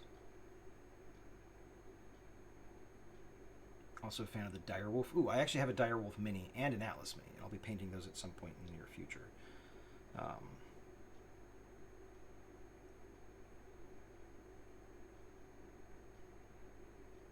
Okay. I'm pretty happy with that blue. I think I filled in all the big gaps where like the color was kind of on the thin side. So I think that will be good. All right, so is this the spot where I should do? Well, no, I need to do the barrels before I do anything else. So I need a slightly darker gray. Ow. I think you're doing a Star of Direwolves. Nice. Slow as all get out. Yeah, slow as all get out. That's for sure. Actually, if you're talking like slow assault mechs, I'm a huge fan of the Annihilator, which is a choice.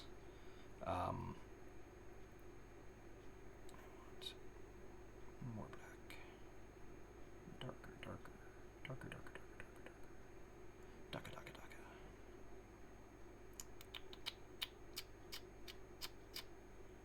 Yes, that's closer to what we're looking for. Yes, Batman.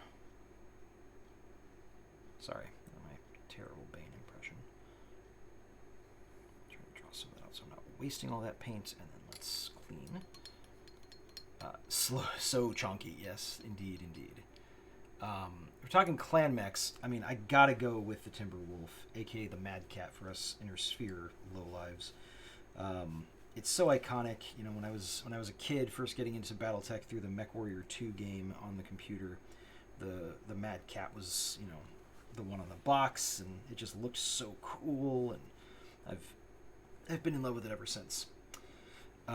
So yeah, that's probably my clan mech of choice. When it comes to like Inner Sphere assault mechs, I would probably go. Honestly, I'd probably go Battlemaster. Although there are a couple of variants of the Banshee that I really like. But I like the Battlemaster because, you know, it's got okay armor. It's got the potential for some really good firepower, and it's got a decent speed for an assault mech. You're not ponderously slow, which is, in my opinion, a good thing. I should probably get. Is that a dark enough gray? I don't know if I'm not sure if I'm happy with that. It's fine for now. Alright. I mean, I guess if we're comparing the gray on. Oh, yeah, you still can't see that really. It's so annoying. The gray on that one to the gray on that one. It's a subtle difference, but it's a difference.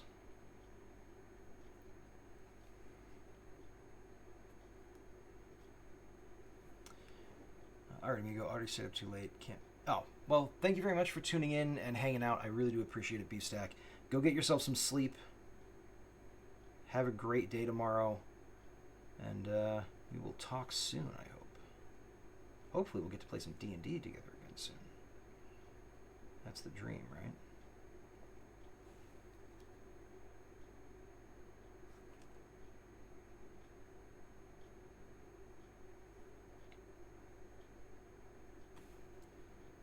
Yeah, alright.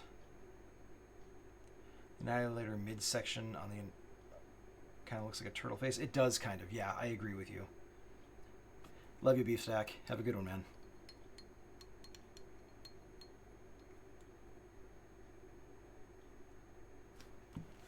Oh, he's probably gone already. Beef Stack, we need to talk about Wasteland this year. I don't even know if tickets are on sale for it yet or not. Hopefully not, because I know they sell out pretty quick.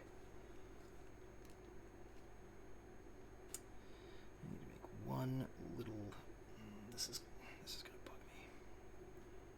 Don't mess this up.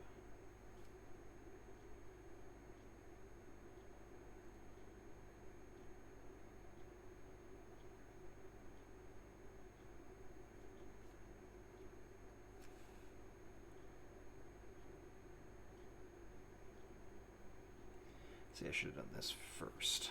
Get these. There are these little gaps right above the barrels on these arms that I can't leave just sitting mottled gray. I don't want them to be the same color as the barrels because that doesn't make any sense. So I'm trying to fill them in with this blue without messing up the work I did on the barrels just now. So I should have done that earlier so I could have painted over any mistakes that I made with the blue.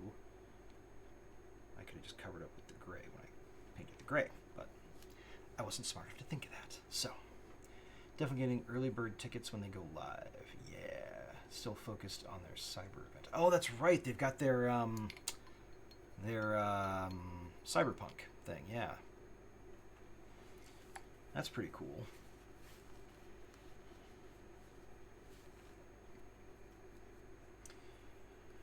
Not on sale yet. Okay. Neotropolis. That's what it's called. Thank you. I knew there was like a fancy name for it, but I couldn't remember what it was. All right. So I think at this point. Well, I say this like I actually have a plan and know what the hell I'm talking about. I think at this point, what I want to do is I want to add. Should I go in and do the black on this stripe here to kind of clean that up a little bit, and then do the gray as well? I think it's been long enough. Oh, you know what? I'll tell you what I need to do. I need to do the white over the hip and down the back of the leg, because otherwise it's going to look weird if it's just on the front of the leg. So before I get into like anything else, distract myself with crap, I gotta do this first.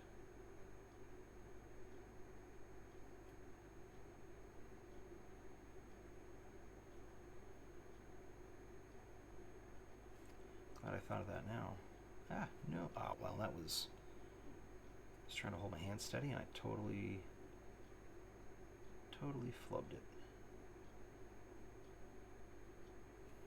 But that's all right. We are all good. I don't know why I'm trying to be careful with this. Just go right straight down the center. I can always tighten it up if I want to with the black. I don't have to be super controlled with it.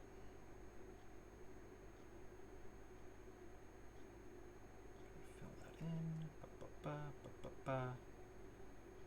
And Bob's your uncle. I think I'm gonna do. Yeah, I'm gonna do the toes. I'm gonna do a white over the toes.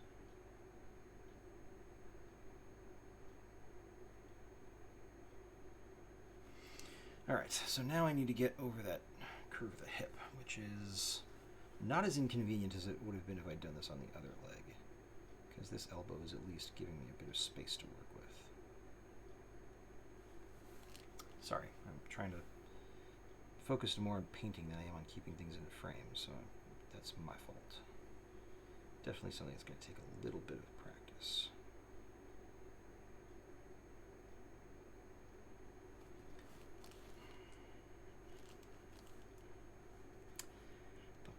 Oh, Ben, why? It's fine. It's okay.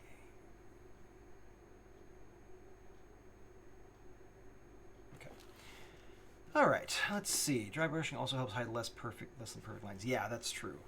That's what my buddy Samson was telling me on Tuesday. We kind of did that practice paint with the Dark Souls thing, which we're going to finish up next Tuesday over on our channel. So that'll be fun. I'm actually, I hate to say it, I'm really glad I got my glasses this time because on Tuesday I did not, and it made it significantly more difficult. It looks to me like there are 3 barrels here on this side torso, so I'm gonna be a little bit bold, a little bit dumb.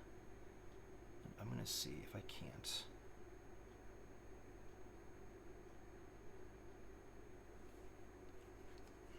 Okay, steady as she goes.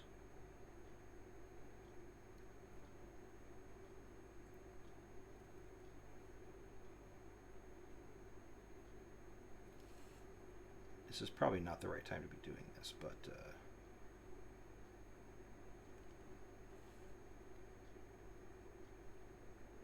too bad. Nonetheless, here we go.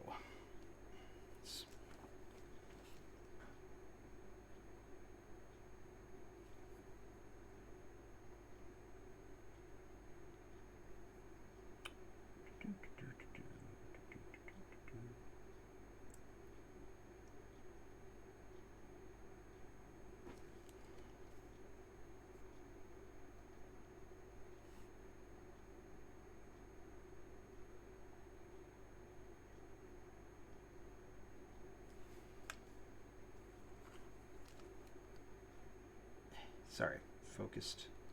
So my conversation skills are failing me. Okay, well I kind of messed that up a little bit, but I think overall that went okay. I'm probably gonna have to get a finer tipped brush to fix up that with the blue at a later stage, but.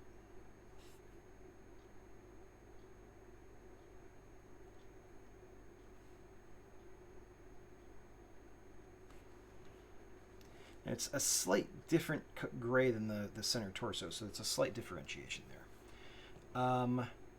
Exciting. What was exciting? The painting the little barrels.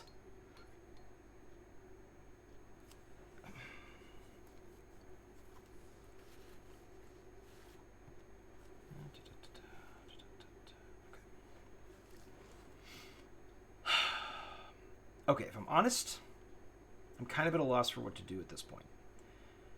I want to say that when we were doing the warrior, we did the general colors. We went through and we did some touch-up work. And then we did a wash. And then we let the wash dry. And then after that, we were going to do some dry brushing. And then I forget what we were going to do from there. But I want to say that's what we were planning. Finishing up the Dark Souls stuff next week. Oh, yeah. Gotcha. Thank you for jogging my clearly addled memory. Yeah, I'm actually really excited about that. I think that'll be a lot of fun. Because I'm pretty happy with the way it's turned out so far. All right, so...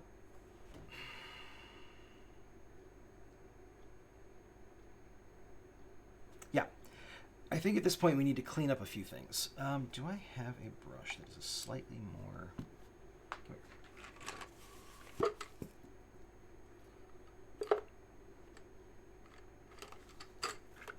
Something slightly smaller than the one I started with, but has a flat, kind of a flat edge to it, rather than a super pointy tapered edge.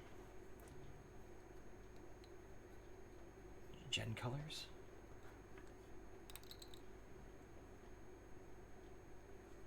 I'm afraid I don't know what that means. Come on. This is clearly the one I used on Tuesday because the bristles were stiff from the paint. So let's get some water on there to soften them up. All right, let's get there and do the thing. Let's make this happen.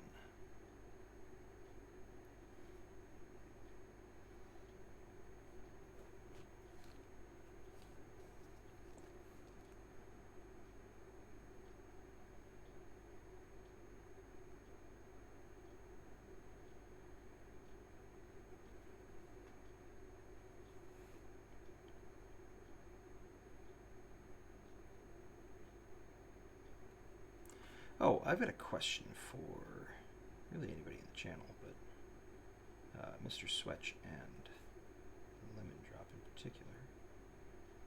Have you guys watched a show called The Owl House? It's a cartoon. By chance.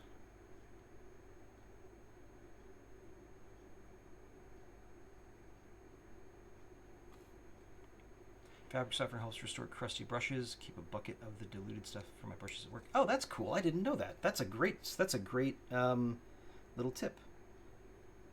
My wife's gonna be like, "What the hell happened to all the fabric softener?" I don't know. That's a good question. I'll go pick up some more. And then I saw the yes in response to my question about the Owl House. I just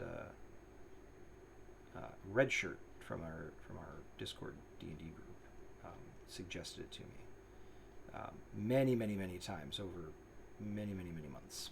He was kind of getting frustrated. I think that kept putting it off, but not actually frustrated. But like I know he recommends a lot of stuff to me, and I'm just like yeah, I'll get around to it. And then I watch it, I'm like, oh my god, this is amazing. Why didn't you tell me about this sooner? And he just gives me a look like, oh, I'm sure you guys know the look. Anyways, yeah, so I just watched it myself and was really impressed with it. I liked it a lot. Really good overall deal.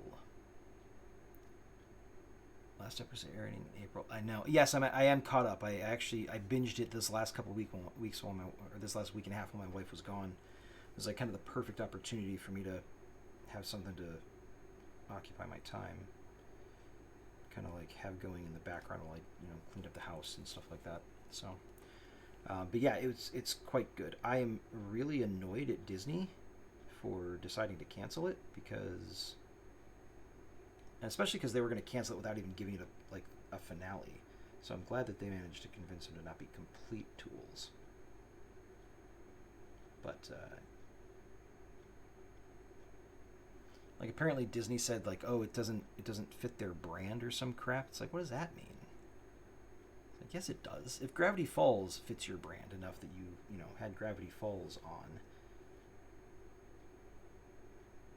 through the conclusion of its run, then this absolutely fits your brand. Bunch of corporate tools.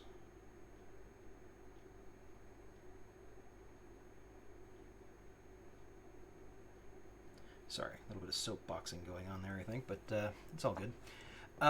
He recommends so much stuff. Yeah, I know. Yeah, Redshirt recommends a ton of stuff.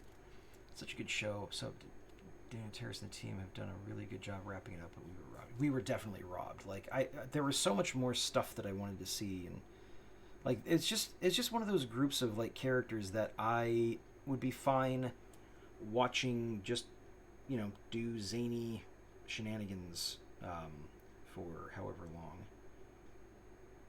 without really getting tired of it.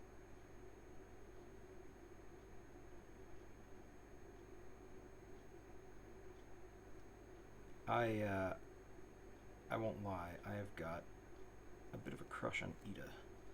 She's awesome.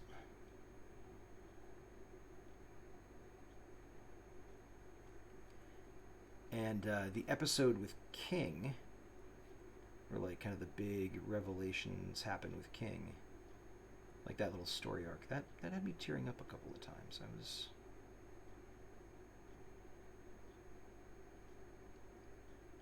I love that little guy. He's an adorable character.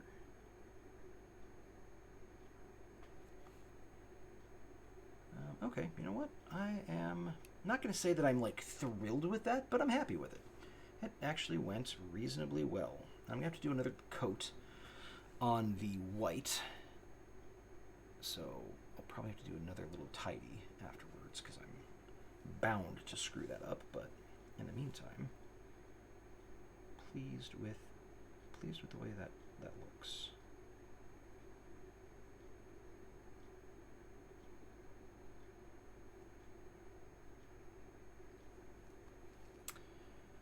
It is literally my fave. Yeah, Gravity Falls was also canceled, and was Gravity Falls canceled? I thought it just ran its course. Like I thought they had like a specific story arc that they were telling, and they told it, and so they were like, yeah, we're good.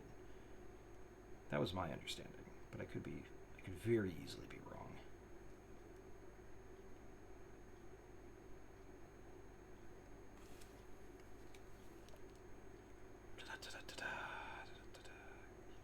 Go right about there. I think that's probably, is that?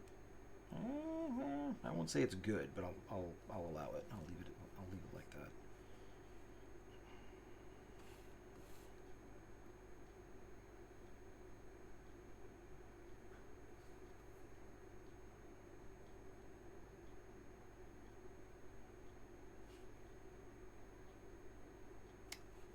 Did I mess that up? I think I messed that up. Oh no, I didn't. That's right. I talked about coming in and cleaning those a bit so that they matched up.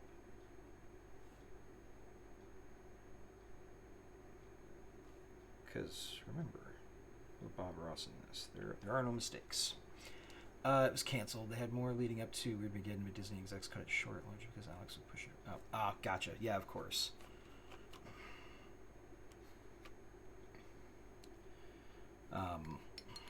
I did not know that. I thought that they'd run its course because I really liked that show. I thought it was good. Mabel is an absolute darling. I loved Mabel.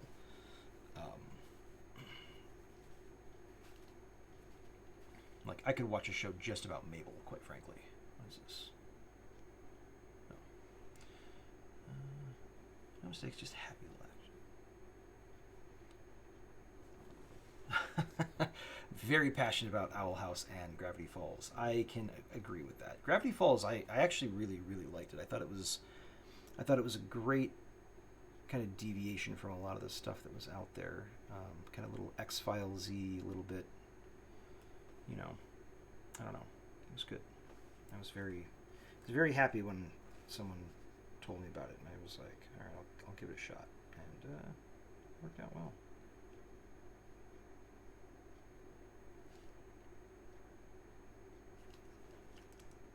Well, it's not straight, but I mean, neither am I. So what's the?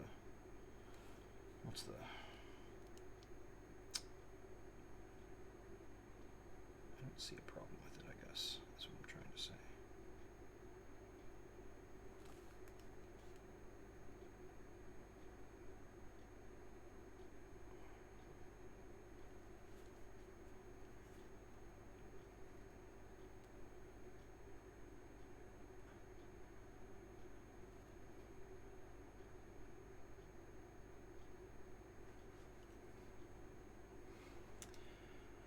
It was very unique, especially when it started. Yeah, exactly.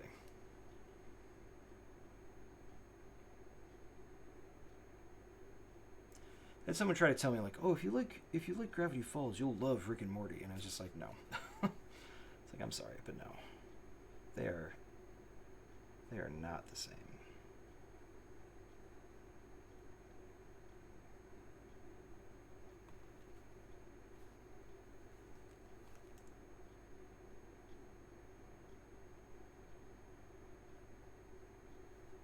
No offense to Rick and Morty fans out there, but I really can't stand anything about it.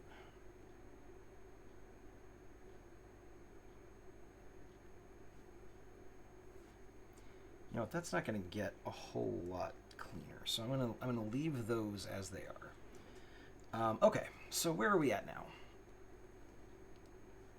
I probably need to do another coat of the white on some of these spots on the arm before we do any kind of wash. So. Those are worlds apart. Yeah, exactly. They're not the same at all. So I will say, while I'm not a huge fan of the show Rick and Morty, I do appreciate that the creators realized that grognards and douches were kind of trying to claim some intellectual superiority because they watched the show, and I guess they went ahead and they started making fun of those people. So I can appreciate that. Like. They had the choice of whether or not they were going to pander to a diehard fan base, and they decided no. They would rather not have those people as their fans, and I appreciate that. Lots of respect. Also, Alex Hirsch voices King in... Oh, that's cool. And Hootie. Harrison's voice for Hootie was meant to be a horrible version of Mickey Mouse just for the screen test. Made Dana laugh so much they kept it. That's funny.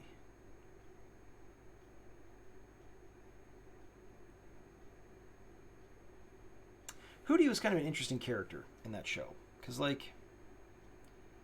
At first, I was like, man, that character is really annoying and is going to get old fast. But they somehow managed to make him, them, her, them? I don't know if they ever establish. They somehow managed to make Hootie kind of likable and everything. And I like the ultimate kind of like friendship that develops between him and Lily. I think that's a very good character building. To not just have him be like the annoying guy. Like, he also is part of the house, and towards the end of the show everybody kind of starts to realize that, and they stop being so mean to him, which I appreciate.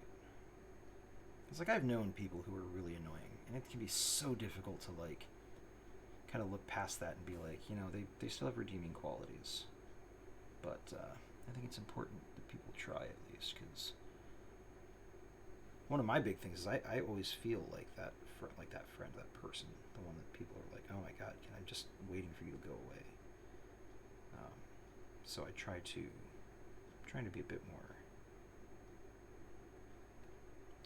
little bit more charitable towards people and characters that, you know, kind of fill that same role in a show or in a cast.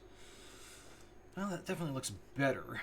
I don't know that it looks good, but it looks better, so I'm happy with that. Now let's see if we can recreate that bit of marginal success here on the back of the leg.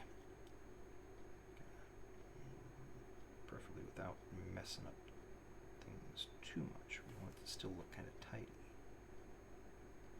Now that's not going to happen. we're making the observation that it's just not going to happen. So that's fine. We're going to have to come back in here and clean this back up, but that's okay. Mildly annoying, but not terribly.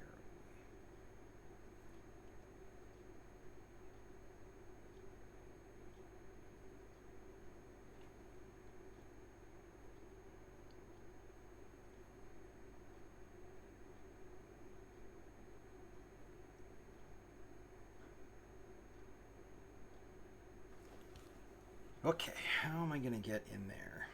Not with this brush, that's how. Let's see. Couldn't stand Hootie at first, but after knocking on Hootie's door, it really endeared him to me. Yeah. Agreed. I don't remember episode names, so I don't remember which one that was, but honestly, the character development into it is just so good, especially how in their seasons. Yeah, agreed. I will say, like, I feel like it's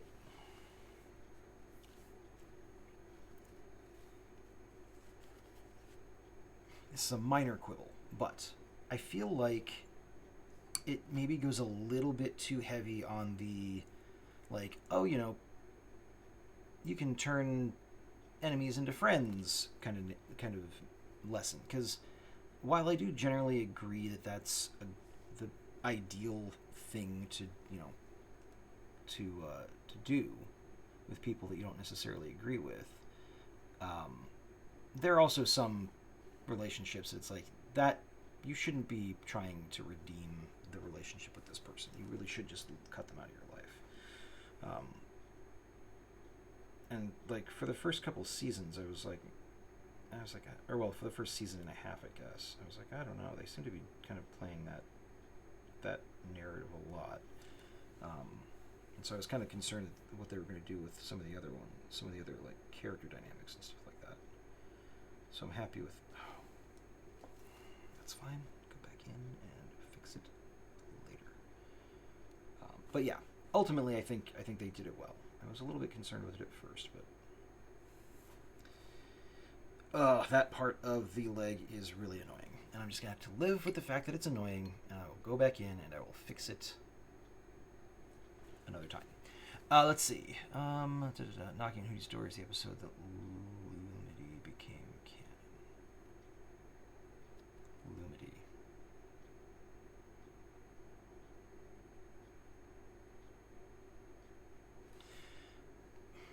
So part of the problem with binging it over a very short period of time is some of the stuff kind of blurred together and did not make room for new stuff. So I am not familiar with what that is all of a sudden, which, you know, kind of embarrassing, but here we are nonetheless.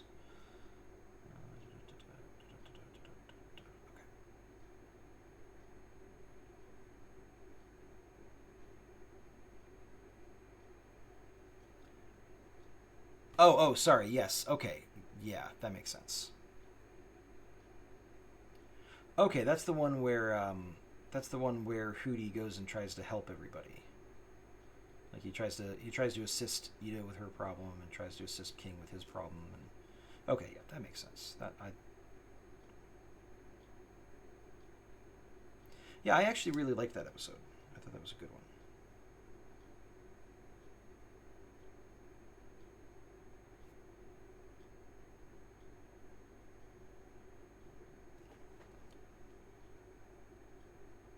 And I actually really like that in that episode, Ida is the first one to admit, like, or to like acknowledge, like, actually, you know, Hootie helped me out by doing what he did. Like, maybe it wasn't the ideal way of going about it, but she's like, yeah, no, he helped.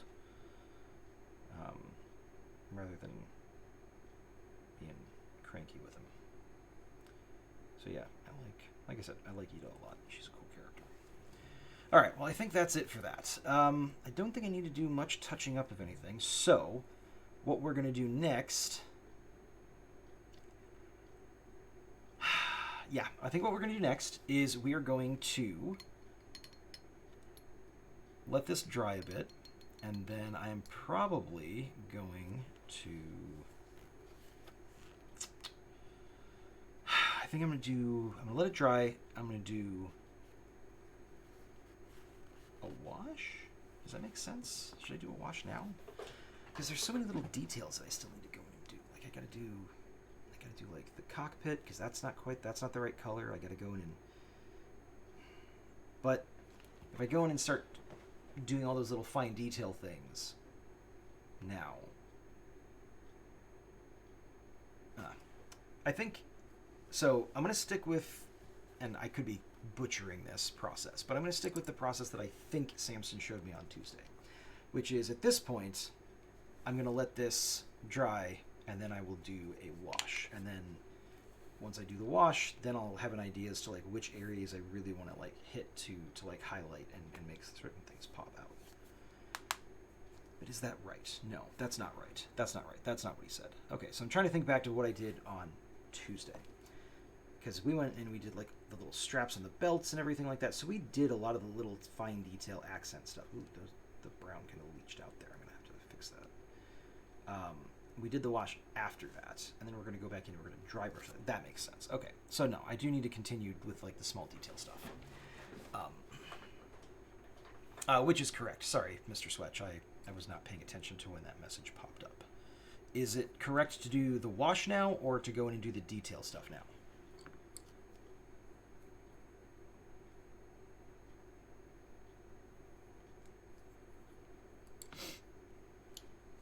Either way, I'm going to need to get out the other little box of paint thingies, so because I'm either going to need some little highlight colors, washes after you finish blocking in color, which is what I've done, right? This is blocking in color.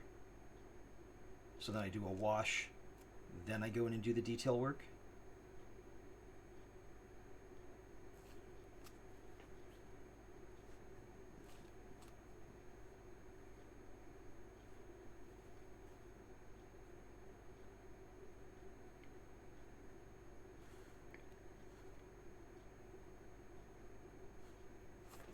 I'm going to drink some water.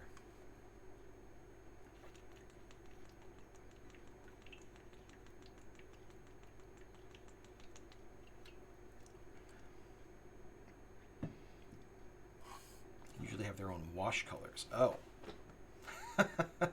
Okay, that's a new detail.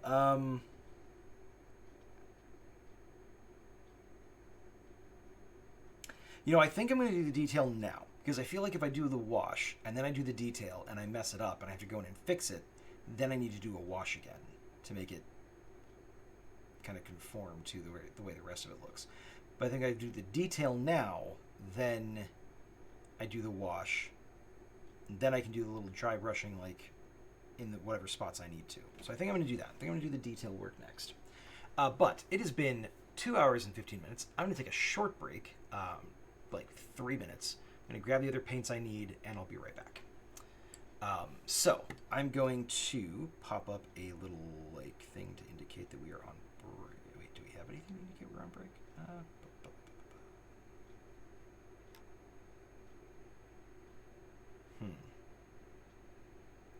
We're going to do that. Oh, that's not what I want. We're going to do that. And we're going to do the... Where is it? There we go. All right. I will be back in just a moment, everybody. Please stand by.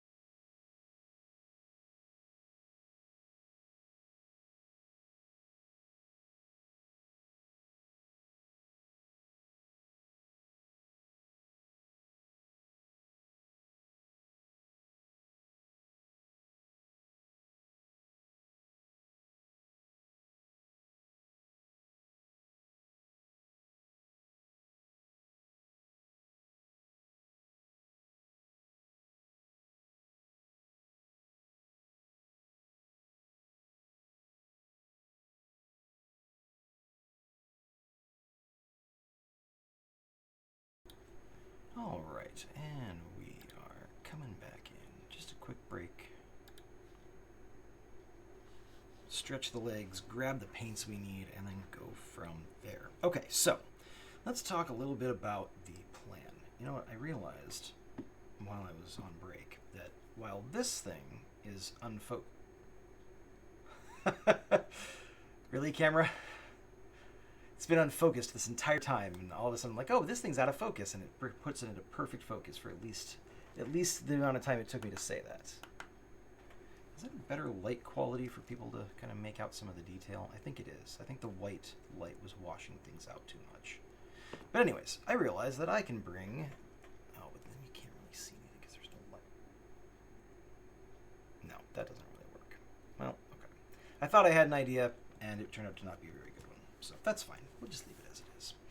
Either way, so here's what we've got. Let's talk a little bit about some of the details that we need to put in. So these two, it's not a Tuma. These are missile launchers up here on both shoulders. And those, typically the missiles are like depicted as being like the tips are like yellow, the warheads, to kind of make them stand out a little bit more and make it obvious what they are. So I kind of have to figure out how I want to do that. That is going to be a massive pain in the keister. But I'm sure there's ways to do it. I just don't know what they are. We've also got this little turret up here, and I'd like that to be a slightly different color than the gray that is in the center torso, because I want it to pop out and I want it to stand out a little bit more. So that's another thing I want to do. There's also the cockpit, which has to be, I want it to be kind of a white gray kind of blue, like, so I guess kind of a bluish gray, like really, really light in color, so that it stands out. Like, I want it to really, really pop out from the gray of the center torso. So that's another little thing we got to do. There's also a couple little like detail items, like I don't know, little bits of hardware on the front of the mech that I think I probably want to just do a quick swab of black on them, so that again they look like they're components of the mech and they don't like kind of blend into it.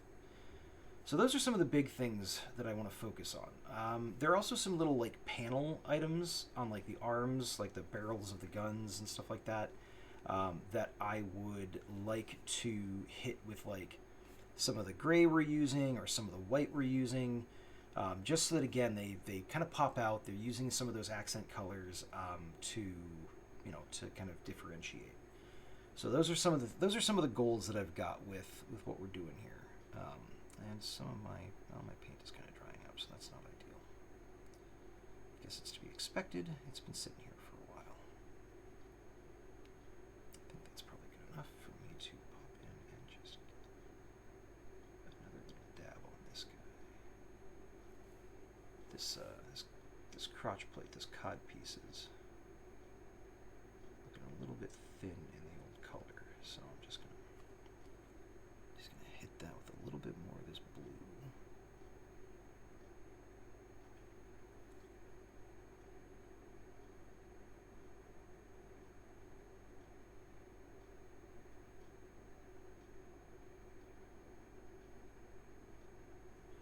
I did not put my glasses on, so this is not going as well as it could be. Let's fix that, shall we?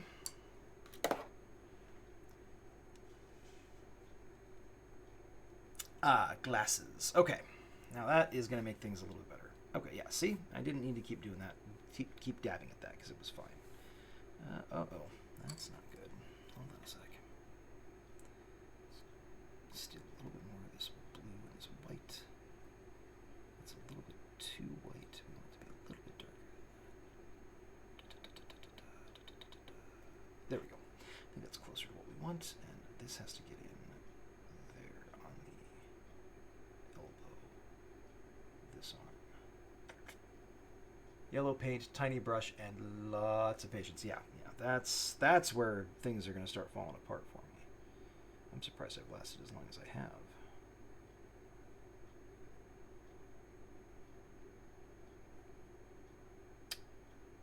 And I say that, but I managed to knock that little recess of the elbow out pretty well, so I'm happy with that. It could have gone worse, we'll put it that way. Okay, so that's looking okay. All right. Oh, and then there's also, you probably won't be able to see them on the cameras, so apologies if this is kind of pointless little demonstration, but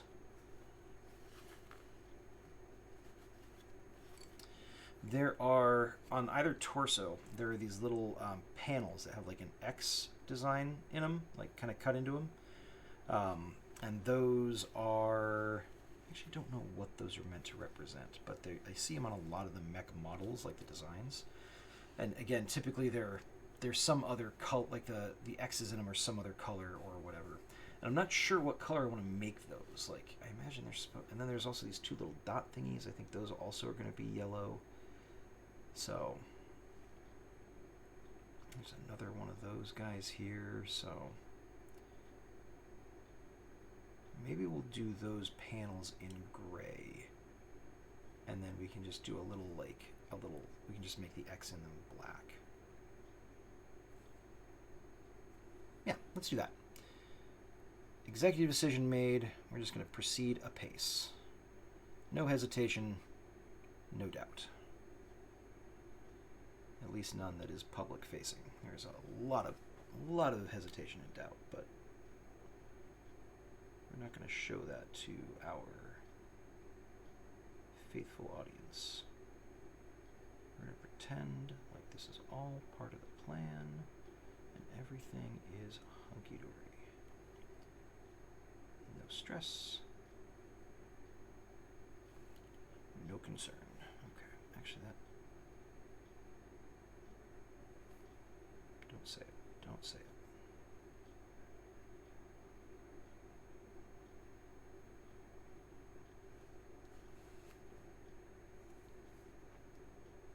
Yeah, I think that's going to look good.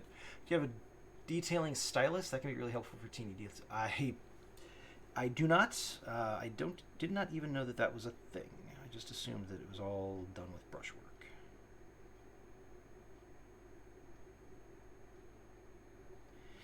I am amateur. Hear me roar. Amateur.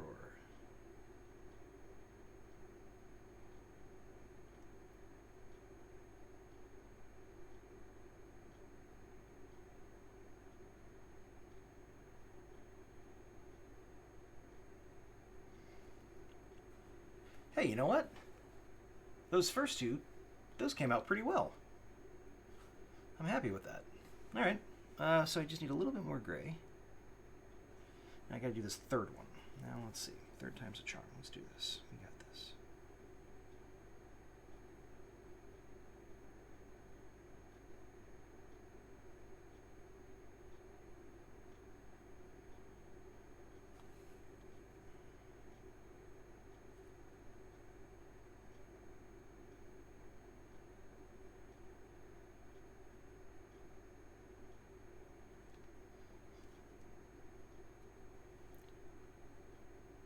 All right, all of those actually turned out pretty good.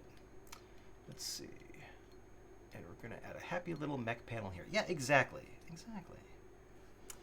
You know what I think we need over here? I think we need a large missile launcher. Maybe a large bore autocannon. You know, just to... Because we don't want him to be lonely. You know, mechs without weapons, they get scared out in the wild. So we got to make sure he's armed and prepared, ready to face whatever challenges life throws at him. You know, we don't want him to be stressed. We don't want him to be anxious. We want him to be confident and feel like he can take on whatever he comes across. You know what?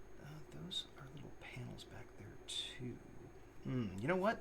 Okay, so there are these extra panels here on the back that are kind of like these little. Whoop! That's got more moisture on it than I thought it did. And I have... That's it. He's down. The mech is down. Alright. Adding moisture to water-based paints, generally a bad idea.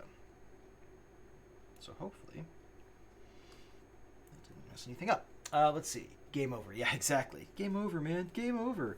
Anyway, so these are like little chevron-y things on the back. And so I think... Still so wet.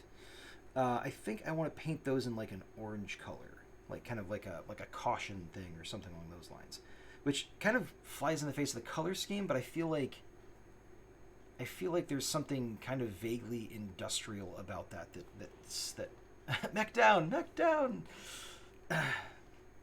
The humanity. So I'm gonna try it. And you know what? If I decide I don't like it, then I know for future reference. But what the hey, right? We're experimenting. We're on the cutting edge of mech battle orange. Yeah, exactly. On the cutting edge of mech fashion design here. All right, that is really thin. That is too thin? What is going on with that? I did not shake that hard enough. All right, fine. I guess we'll do it again. When in doubt, shake, shake again. Or as my wife, who is Canadian, likes to say, shake and shake the ketchup bottle. None'll come and then a lot'll. I can see a little like reservoir of brighter, like darker orange. So I don't know what's going on there. Like these shouldn't have dried out. These are brand new. I haven't even opened this one yet.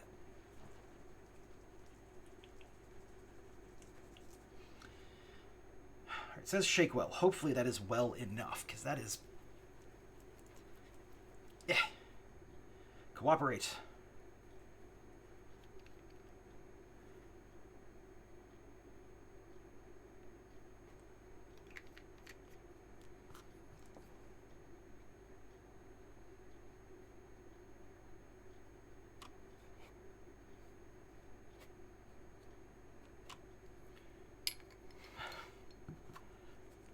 Well, it's arguable whether or not that that the shaking actually helped that, because it came out like as a separate solution, like in two slightly different fluids. That is that is not the way I probably should have phrased that, but you know what I mean. We're gonna roll with it. All right. All right. A little bit of the orange. Come here, orange. More shaking. I thought I shaked it. Jesus. I thought I shook it pretty well, but I mean, I guess.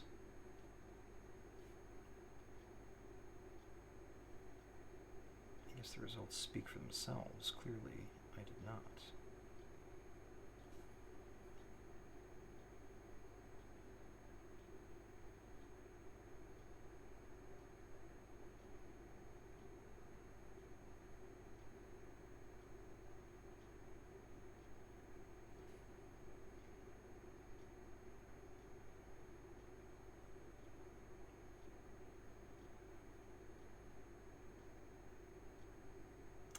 Seems exceedingly thin.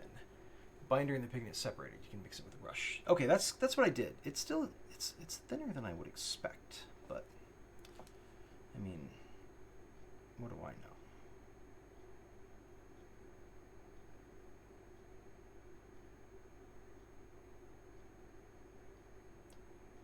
It's thin enough that it's kind of washing out that little detail in the chevron, but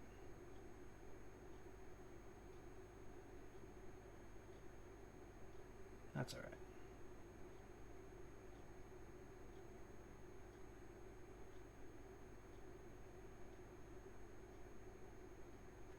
We're learning. We're going to try it. We're going to figure it out. If it works, great. If not, well, you know, back to the drawing board.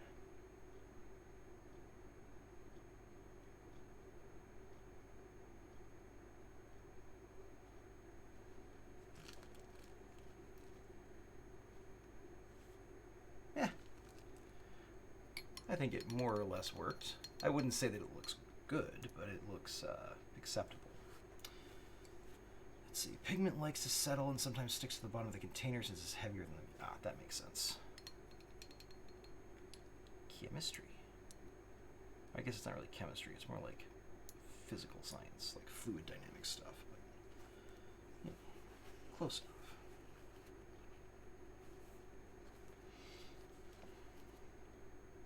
Well, if I need to go back for more orange, then I will add more to it. I will shake it more. But for now, that'll work. What about this turret on top? What do you guys think? What color should that be? Like I can get the barrel, the little tiny barrel of the gun. I think it's a machine gun, or it's a small laser, one of the two. But I can get the little tiny barrel, kind of that gunmetal gray that we used for the larger barrels. Well, I say that, but I'll have to mix a little bit more, but that's okay.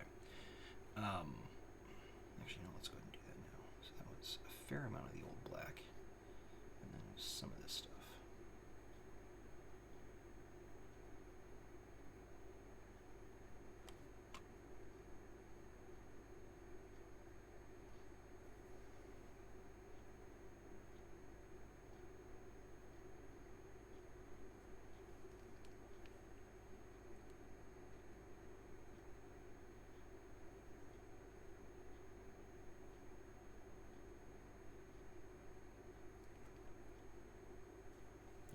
actually like that better than... Makes it slightly darker this time than I did the first time, and I like it better than the gray I used for the larger autocannon barrel. So I'm going to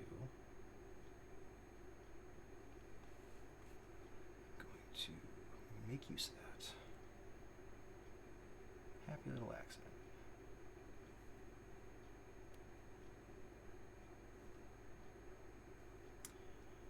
Yeah, that's somewhere kind of between the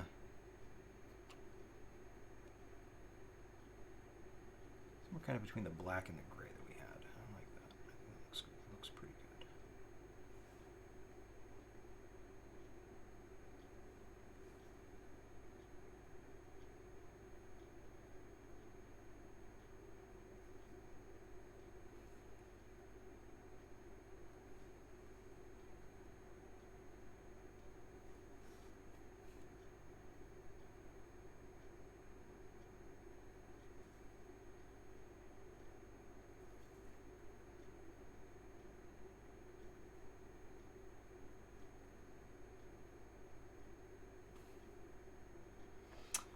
Let's see. Orange adds so much. Definitely a good choice. Oh, well, thank you.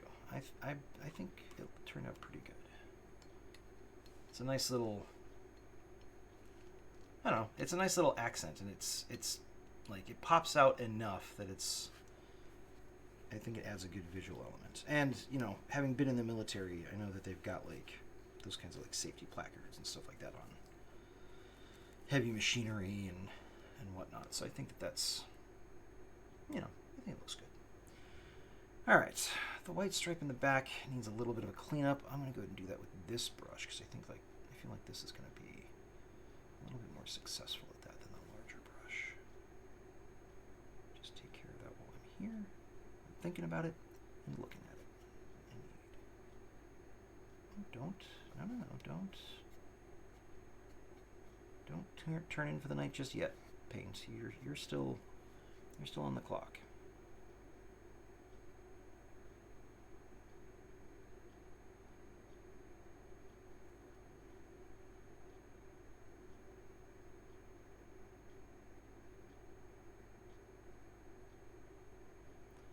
Not to be a slave driver, but if I'm up and doing this, then you have to be up and doing this.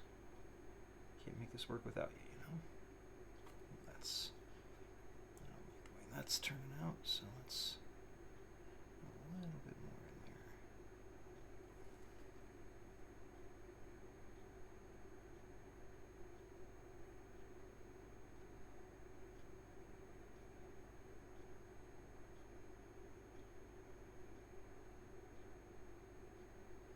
One of the things that I'm trying to teach myself, one of the things I'm trying to lean into, is the idea that sometimes the best way to get like some little like into one of the little nooks and crannies, like to get a little detail right, is rather than like little tappy taps with the brush, sometimes you just have to be confident with it. Like a nice firm steady brush stroke works better for it than like these little, you know, bird peck technique that I tend to do because I'm trying to be so careful. It's like at a certain point, just paint the damn mini. You know?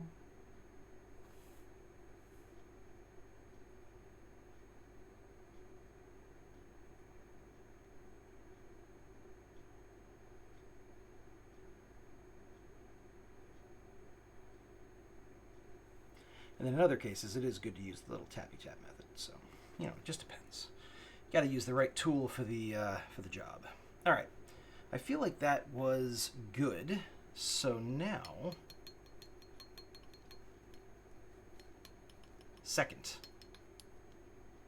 Are you seconding the? Sometimes you need to do the firm brush strokes, or are you seconding that the orange looks good, or both? I guess technically they could both. You could be seconding both of them. All right. Now we're getting into the real. Now we're getting into the real challenging bit. Oh no, that's not good. Hold on a second. just a moment, ladies and gentlemen. We've encountered a slight problem, a minor concern, a bit of an oversight. So we need to address that before we go any further. I did not do a very good job on this guy. More importantly, I didn't get the side, didn't get the inside edge of this SRM launcher.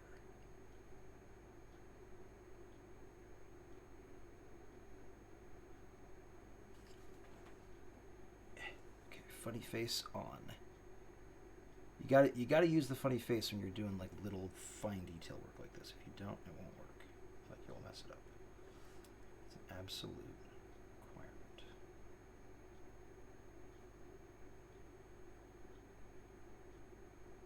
Okay.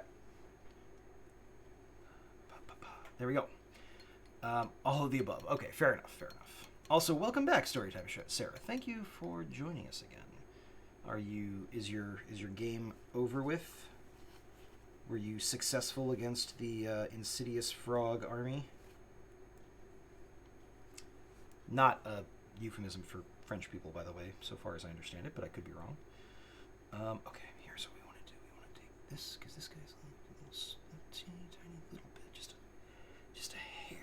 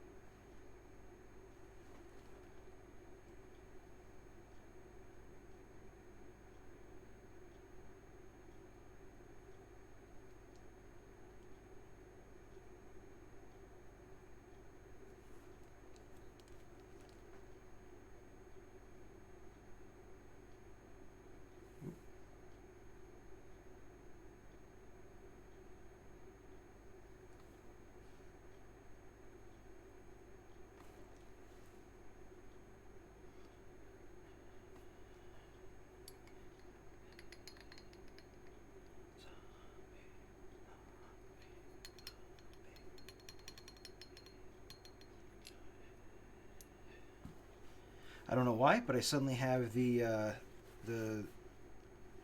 song "Zombie" by the Cranberries stuck in my head, just completely out of the blue.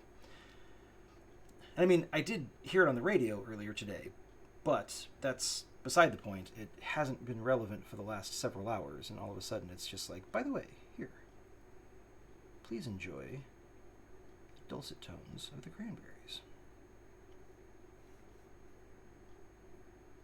I mean, it's a good song. Don't get me wrong. I'm not happy about it. It's just perplexing. It is. It is in my head. Thank you. Thank you. I appreciate that. That is. I do not like the way that's shaping up. So here's what we're gonna do. We're gonna wash that out again. I think we lost a viewer after that joke, Mr. Swatch.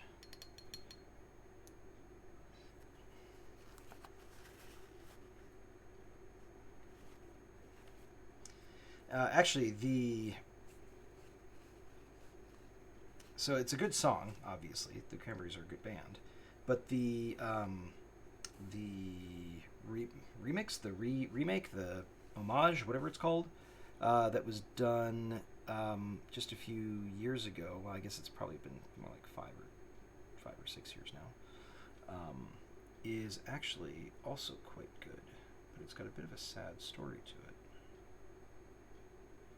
So I guess I forget what the band's name is. They're more of like a rock band, like a metal band or something like that. Again, I don't remember their name, but they had basically worked out with the lady from the Cranberries that they were going to remix the song. They were going to redo the song and they were going to do a cover of it. That's the term I'm looking for. They were going to do a cover of the song, and they got her like to do like assistant like vocals on it basically. And I guess the day that they were supposed to record it, she didn't show up for the recording, so someone went to check on her, and she had passed away from an overdose. So, very sad.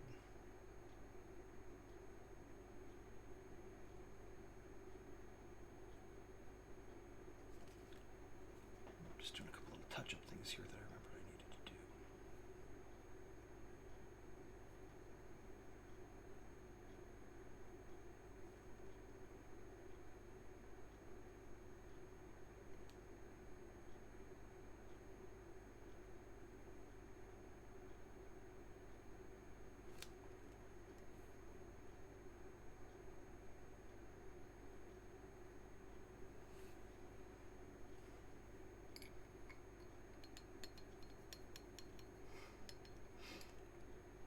Anyways,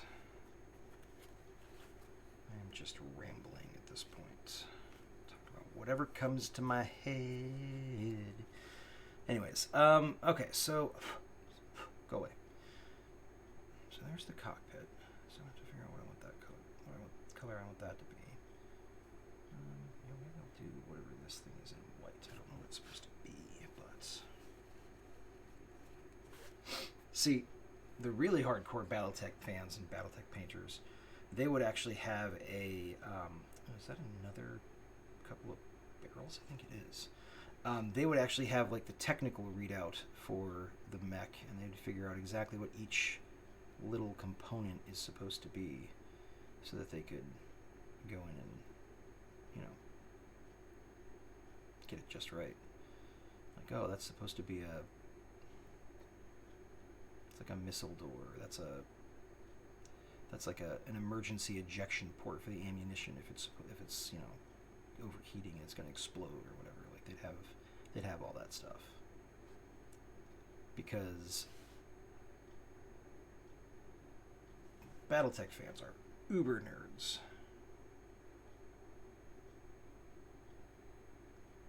And I don't say that as a disparaging remark either. You know, it's one of those things where like they have that propensity, that ability to memorize those things, and like they put a lot of value in accuracy on those minute details. So, you know, I've got a lot of respect for that in a way. The only caveat that I have to that is just don't be a jerk about it. You know, not everybody has the time to dedicate to that. Other people, you know, they just don't want to. They've got other stuff to do. So, you know, if you can be that level of like knowledge expert nerd, and then also tell people like, yeah, it's cool to just be kind of a casual fan. Yeah, more power to you. That's the way to do it. I don't know that I'm happy with those barrels, but they're painted a slightly different color. All right, Lemon, thanks very much for hanging out, stopping in, chatting, all that stuff. Obviously, you know, we'll talk more on other platforms. But yeah, thanks very much for tuning in. Actually, we're coming up on the 3-hour mark, so I might try to hurry up these last little minute detail things, and then pop into doing that wash, and then calling it a night. I know that that's probably not the best way to do the minute detail work, but I also don't want to be here forever, and I am slow as molasses.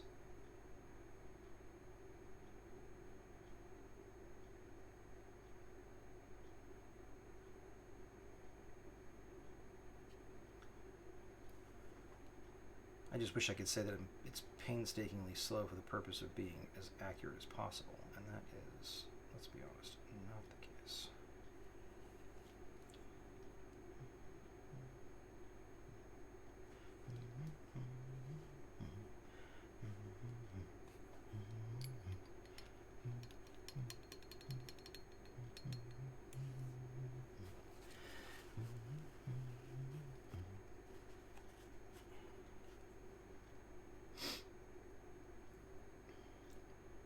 All right, folks.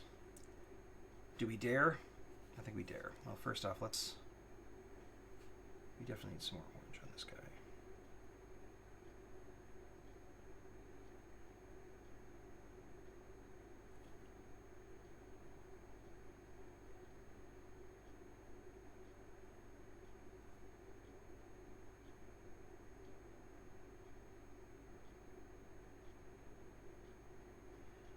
You know what's funny is I've mentioned Samson, my buddy that's helping me kind of learn how to paint minis. We're doing the Dark Souls stuff over on our stream on Tuesdays. I've mentioned him several times in the stream, and I've only just remembered that I was supposed to tell him when I was starting this stream so he could join me. Forgot to do that. Sorry, Samson. Don't hold it against me. My memory is Swiss cheese. I feel like I need this gray. I need a band of this gray around this arm. So we're gonna do that. We're gonna slight deviation, detour. I think I might be stalling from doing the more complex, like little missile launcher things. But I do think this will add a little bit of extra character.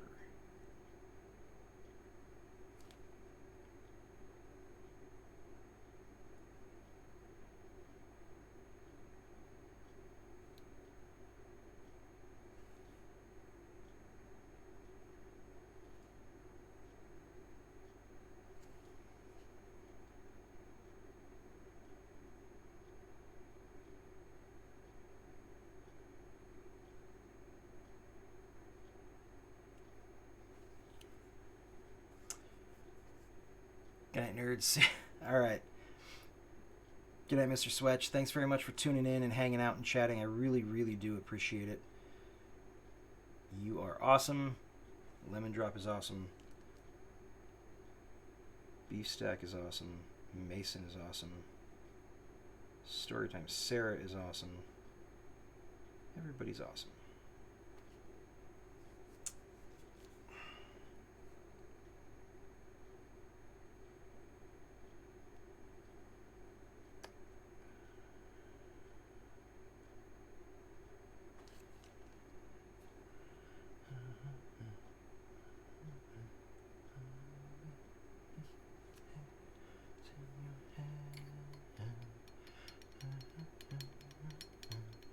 Everything's cool when you're part of a team. Yeah, that's... I think I can kind of agree with that.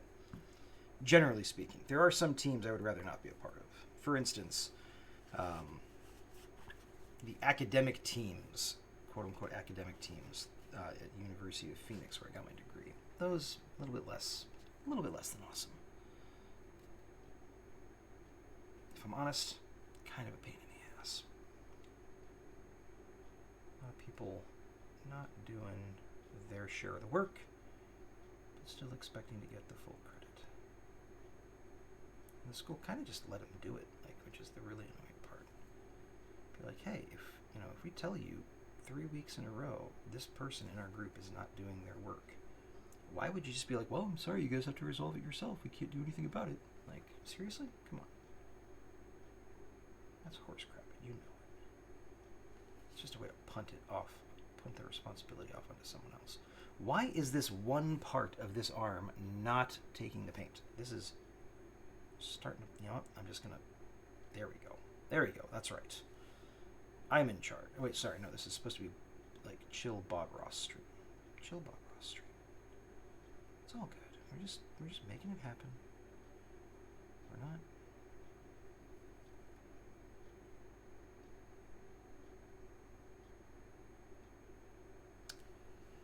No stress, no anxiety.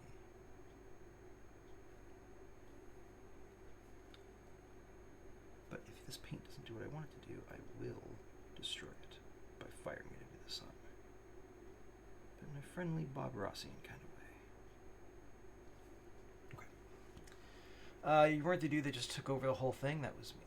Wait, sorry.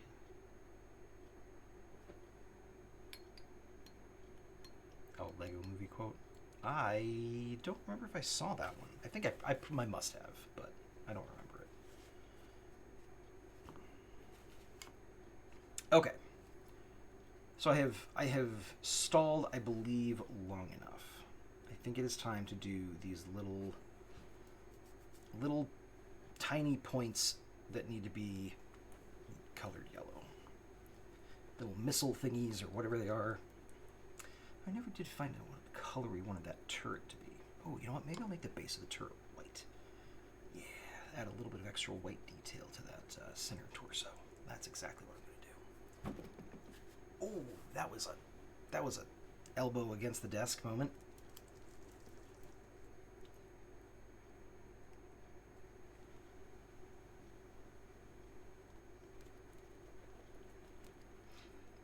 All right. Let's see if we can get this done relatively quickly. That came out perfect. Okay, excellent. That's exactly the tiny little dollop I needed. Don't want to go too heavy on it. I think this brush is the one I want to use for this because it's super teensy tiny. I think it's going to be exactly what we want. Okay. So just a touch.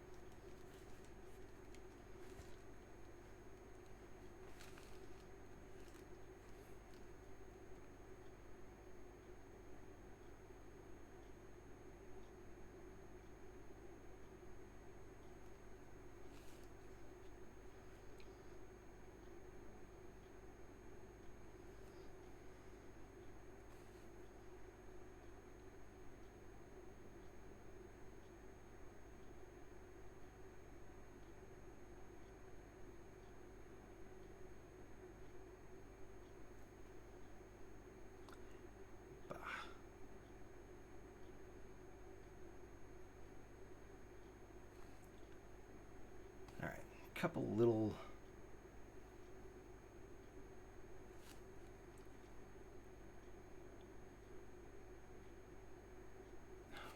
that is not going well. Here, let's come back here.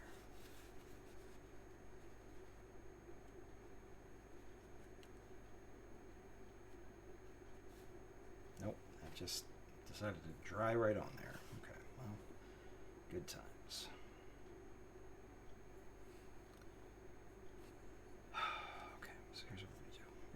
Little bit of this blue.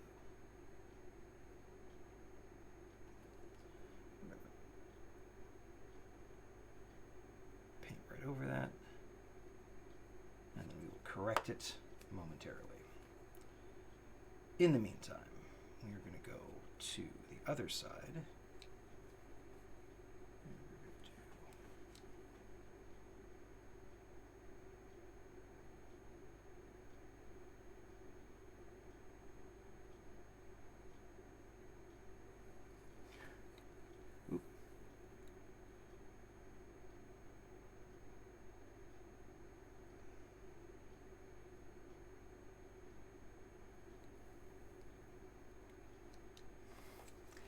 Okay, it ain't pretty.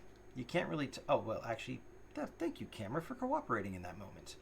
You know, they're kind of bleeding together a little bit, but overall, that actually turned out better than it could have. I'm actually not unhappy with that.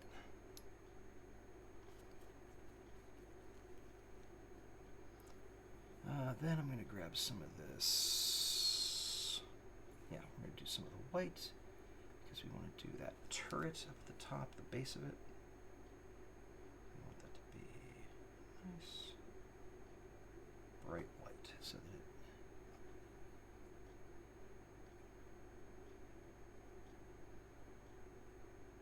that Sarah, if you're still in chat, do you paint minis?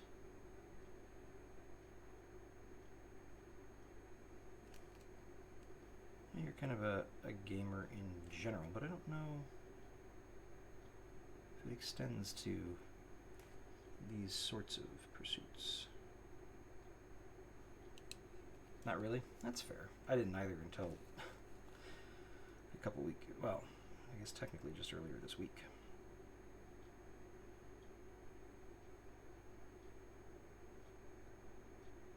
And if I'm honest, if it wasn't for the Battletech stream, I probably wouldn't have even picked it up then. I generally just don't have the time for it. But since my Thursdays are already set aside, and set aside for Battletech stuff,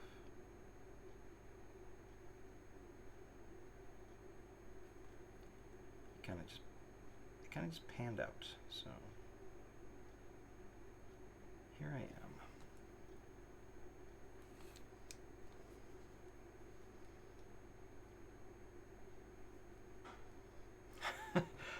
Now that I've painted the turret white, I'm not sure how much I like it. It almost looks like a little cake sitting on, like a little cake hat sitting on top of this thing's head.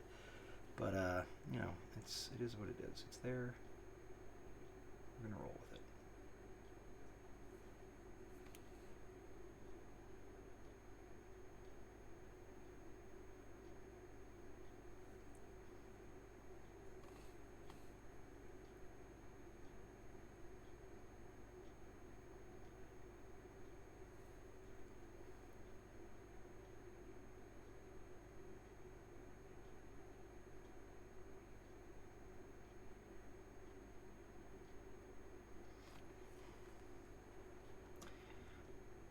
Paint stuff for my snake enclosure. Oh, okay, that's cool.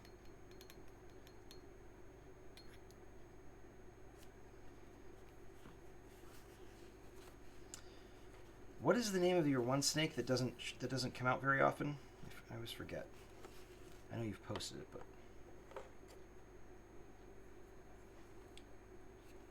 I'm terrible at remembering things. Okay, I'm gonna put this down here so that it's nice. Oh, I need more light than that. I'm gonna put it down there so it's nice and stable. I'm going to doop, doop.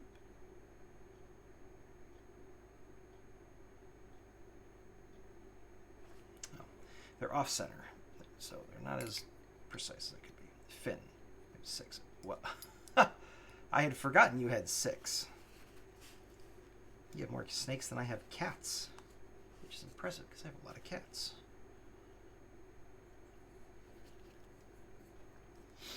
Okay.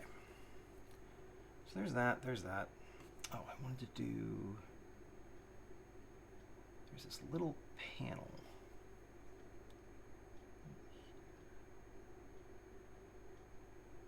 Well, I butchered that, but you know what? I'm not going to worry about it. It's... As much as I hate to say it, this is swiftly becoming a case of good enough. Because it is late. And I am tired.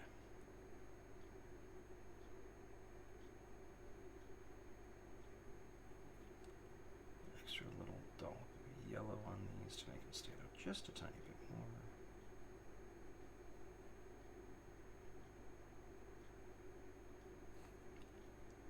Let's be a little bit more vibrant. Come on. That'll work.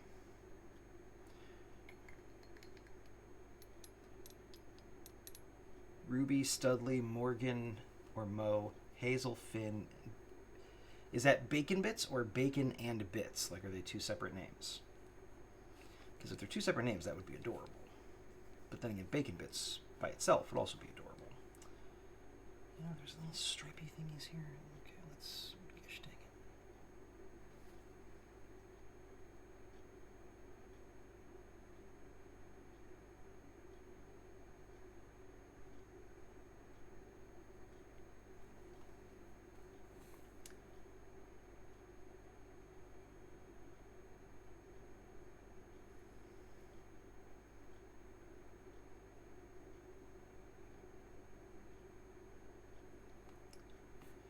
Messed that way the hell up, but that's okay.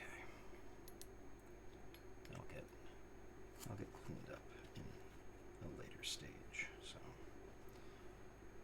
I don't like that turret up at the top there. I don't like it being pure white. Let's try this. It's bold and it may not work out super hot, but we're going to try it anyways. We're going to just do a little.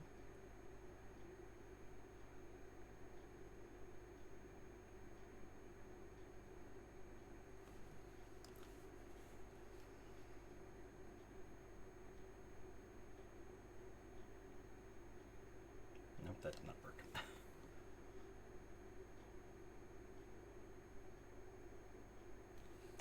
Just ended up being gray again. I want to do like a little stripe.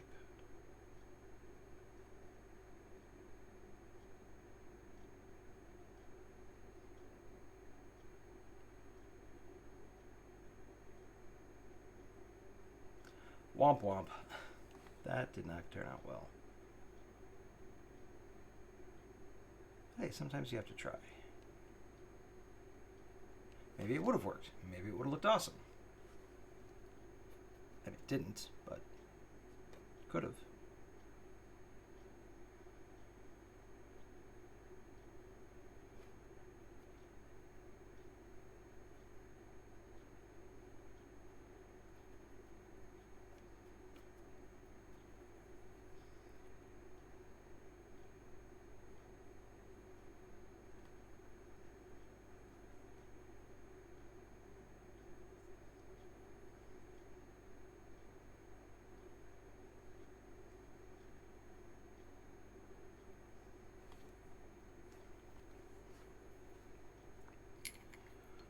Bacon Bits, one dude.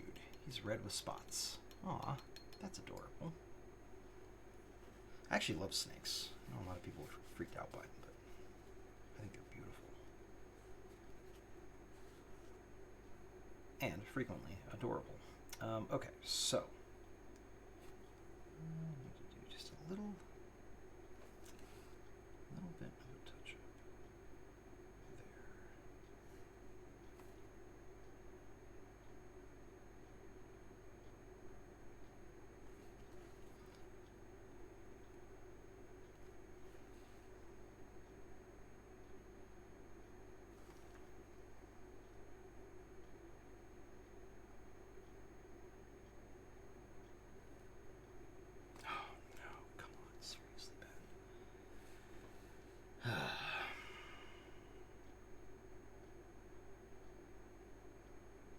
It's cool.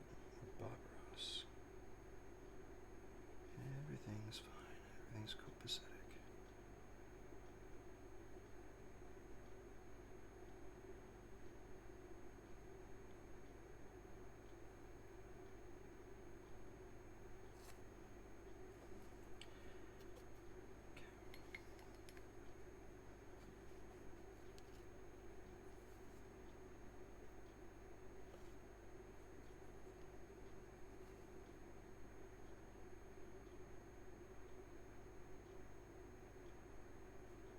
Yoink. And where's the other one? Right there. Yoink. That's fine. Not gonna worry about it. Alright. Scared of snakes, then decided I didn't want to be anymore, so I started watching videos and fell in love. Oh, that's fair. I respect that. A lot of people would just be like, nope, snakes freak me out, and that's it. That's the end of the story.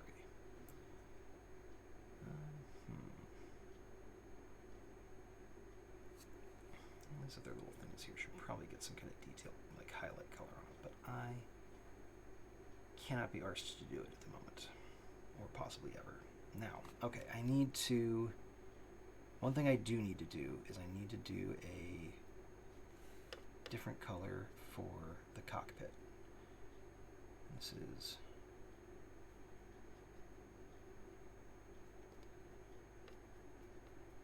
there's got to be more gray to it than that.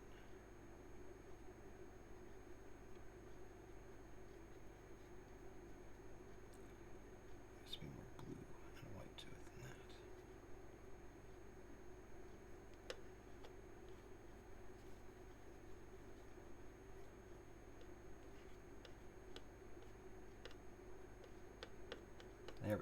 That's what I'm looking for, I think.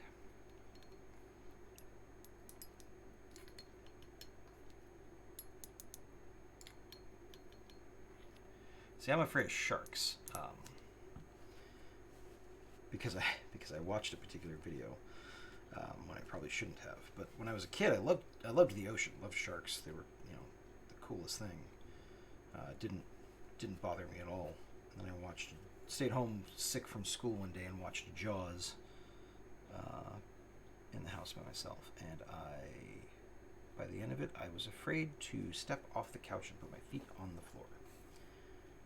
So that was the start of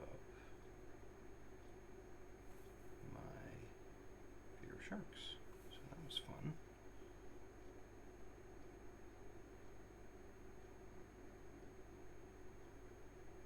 And the worst part is, I know that, like, on an academic, intellectual level, I know that sharks are, like, super unlikely to attack people. They're just vilified, kind of misunderstood and all that. Like, I totally understand. I totally get that. But it doesn't change the fact that they still freak me right the hell out.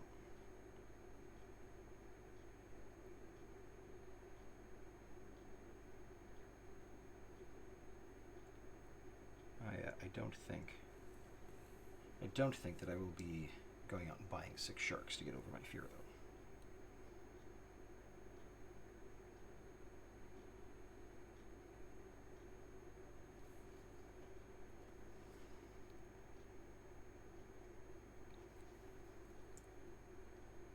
Quite happy with this so far. Don't fuck this up. Sorry, excuse my language.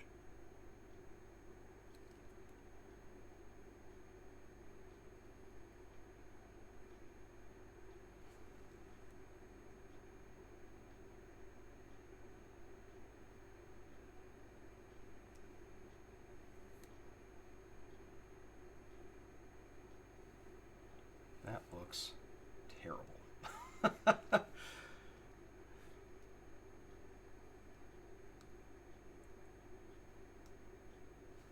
Oh well. More likely to get by a person. Yeah, I know. Also, far more likely to get jettisoned off the Earth into space purely based on the Earth's rotation than you are to have a shark attack you in a swimming pool. But that is still one of my greatest fears. So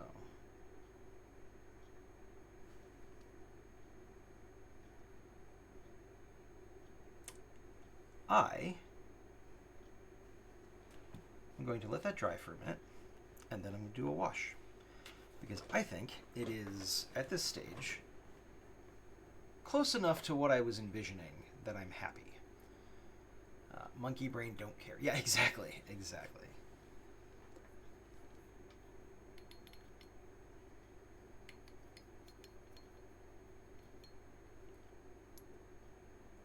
I'm pretty sure my monkey brain wears a little lab coat. Well, probably wears a dressing gown over a lab coat and, like, smokes a pipe and wears glasses and is still convinced that that sharks are out to get it. Like, explicitly out to get me. That is their sole purpose for existing. I'm going to do this. It's going to mess it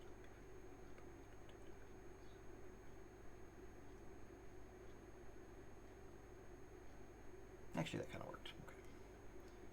I don't know if they made it better, but it worked. And then what was the other thing I was going to do? Oh, yeah.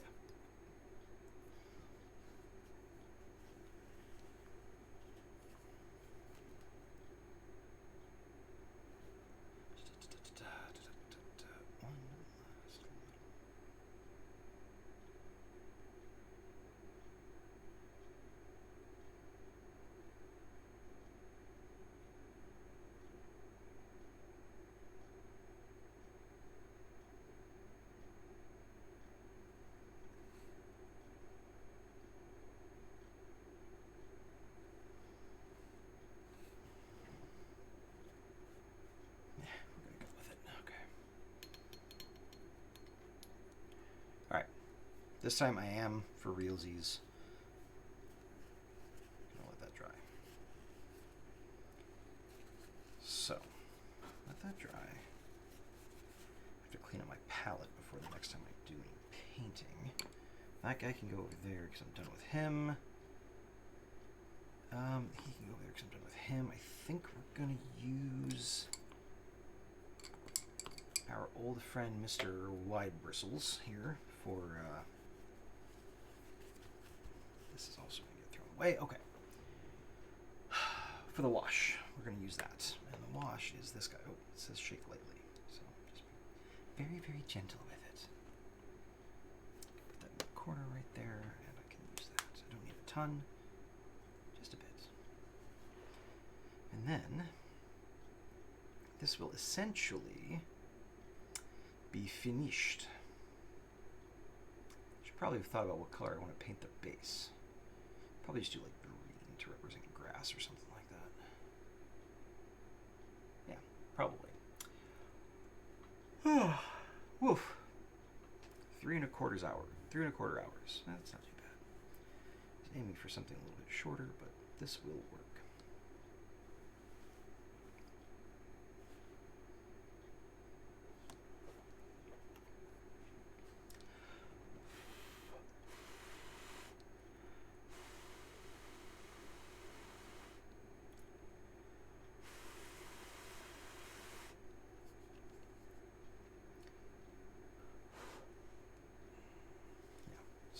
Still going to be doing some detail work afterwards, so this is just to get it to stage.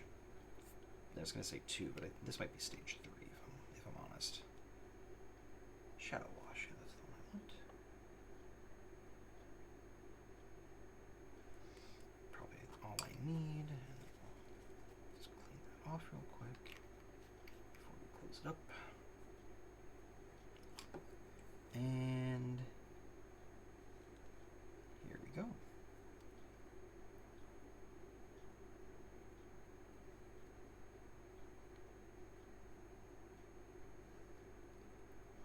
The part that always makes me nervous.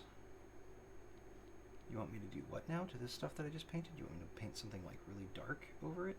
Well, but won't that... Okay. Like I know it's super thinned out to the point where it's, you know, it's not really going to stick, but still, nervous.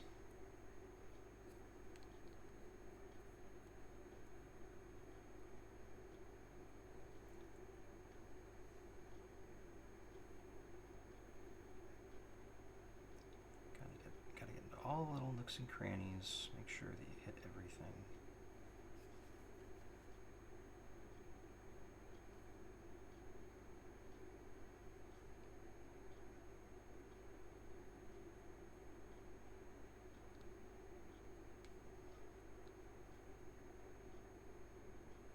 Then, of course, there's that part of my brain that's like, you've forgotten a critical step, and it's gonna, like,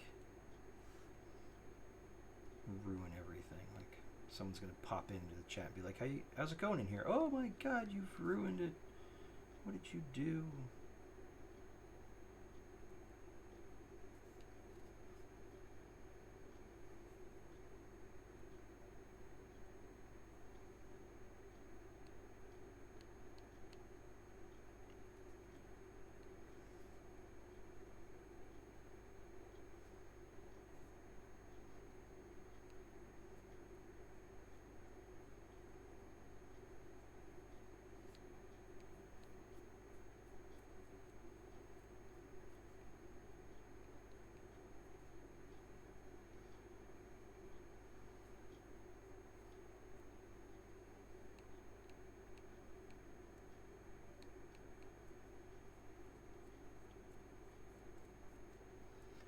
The person that pops in here saying, you ruined it, what did you do, isn't currently painting their own mini, so I guess that's true. I guess that's true.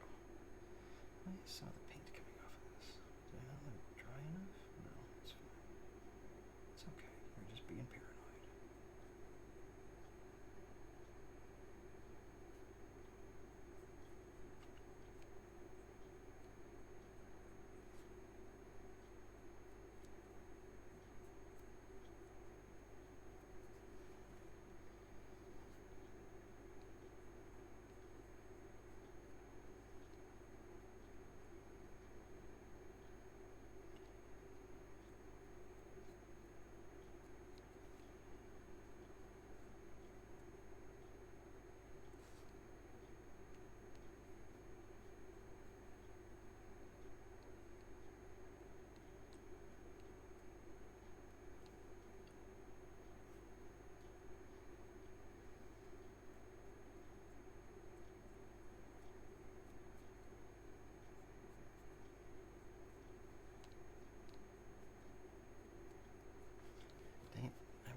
just shy of what I needed for the wash. So I'm going to have to do just another little dollop. There we go.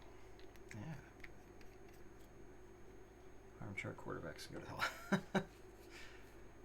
I agree. But I mean, sometimes people pop up and they're like, hey, just FYI, you probably want to know this for, the future.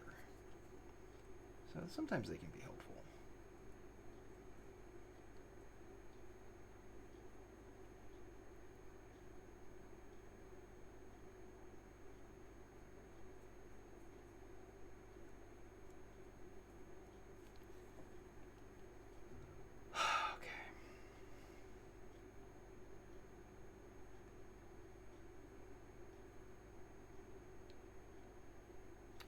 That bit of paint was still a little bit wet.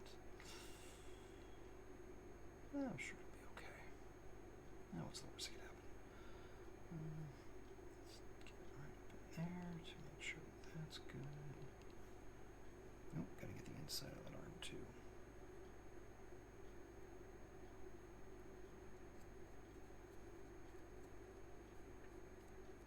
My wife absolutely hates it when I say, what's the worst that could happen?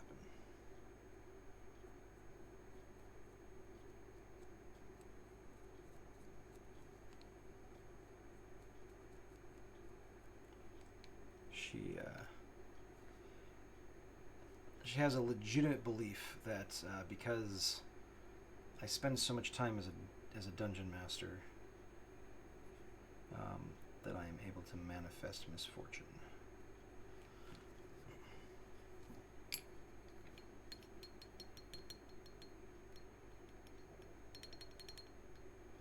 Those tend to be nice. Yeah, I guess that's true.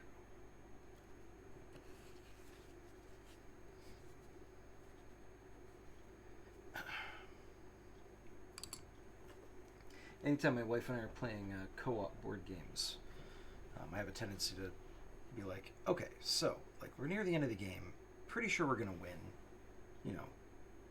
as long as this thing doesn't happen, we'll be fine. And then the thing happens, and she is usually quite annoyed about it, so.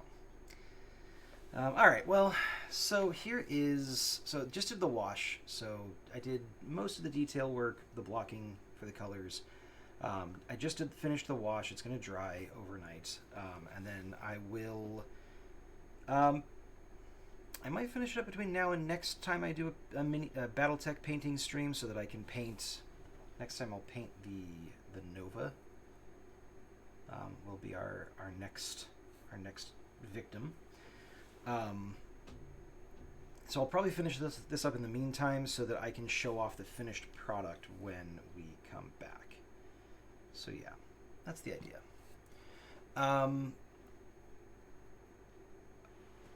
Thank you, everybody, for joining. If you're watching us after the fact, or if you joined for the first part or the second part or whatever, I appreciate you tuning in, chatting, watching, hopefully enjoying, fingers crossed. While I took my first foray into painting Battletech miniatures. I apologize, Hellbringer, that you were my inaugural disaster, but I appreciate your sacrifice. We will be back for Battletech next Thursday. Will be the Fate RPG that I run on the alternating Thursdays. I won't be doing Battletech minis painting for another 2 weeks, so that'll be the 24th. I'm also in a stream on this channel for Monday nights for Curse of Strahd. It's a mod, alternative sort of take on the Curse of Strahd thing. That's 10:30 on Mondays on this channel. There are a number of other things going on this channel as well. I'll put up a little schedule here thing in a minute so you can see the general ideas to when the things happen. And next Tuesday, I will be streaming on my own channel for the first time in forever, doing some more minis painting in general, just geeking and hanging out and chatting and stuff like that. That is twitch.tv/Ravensdale. I think it's _publishing. Ravensdale Publishing on Twitch. You can find us by just searching that. So yeah, if you want to hang out and chat there and watch me hopefully improve my skills as a minis painter, that will be the opportunity to do that. But yeah, thank you all very much for tuning in. I hope you have a great night, and I will see you all in the future. Now, let's see here. I need to put up that. That is the schedule for Stolen Fires. All right. Thanks again, everybody. Storytime Sarah, if you are still around, thank you for tuning in and chatting, and we'll catch you next time. Bye, everybody.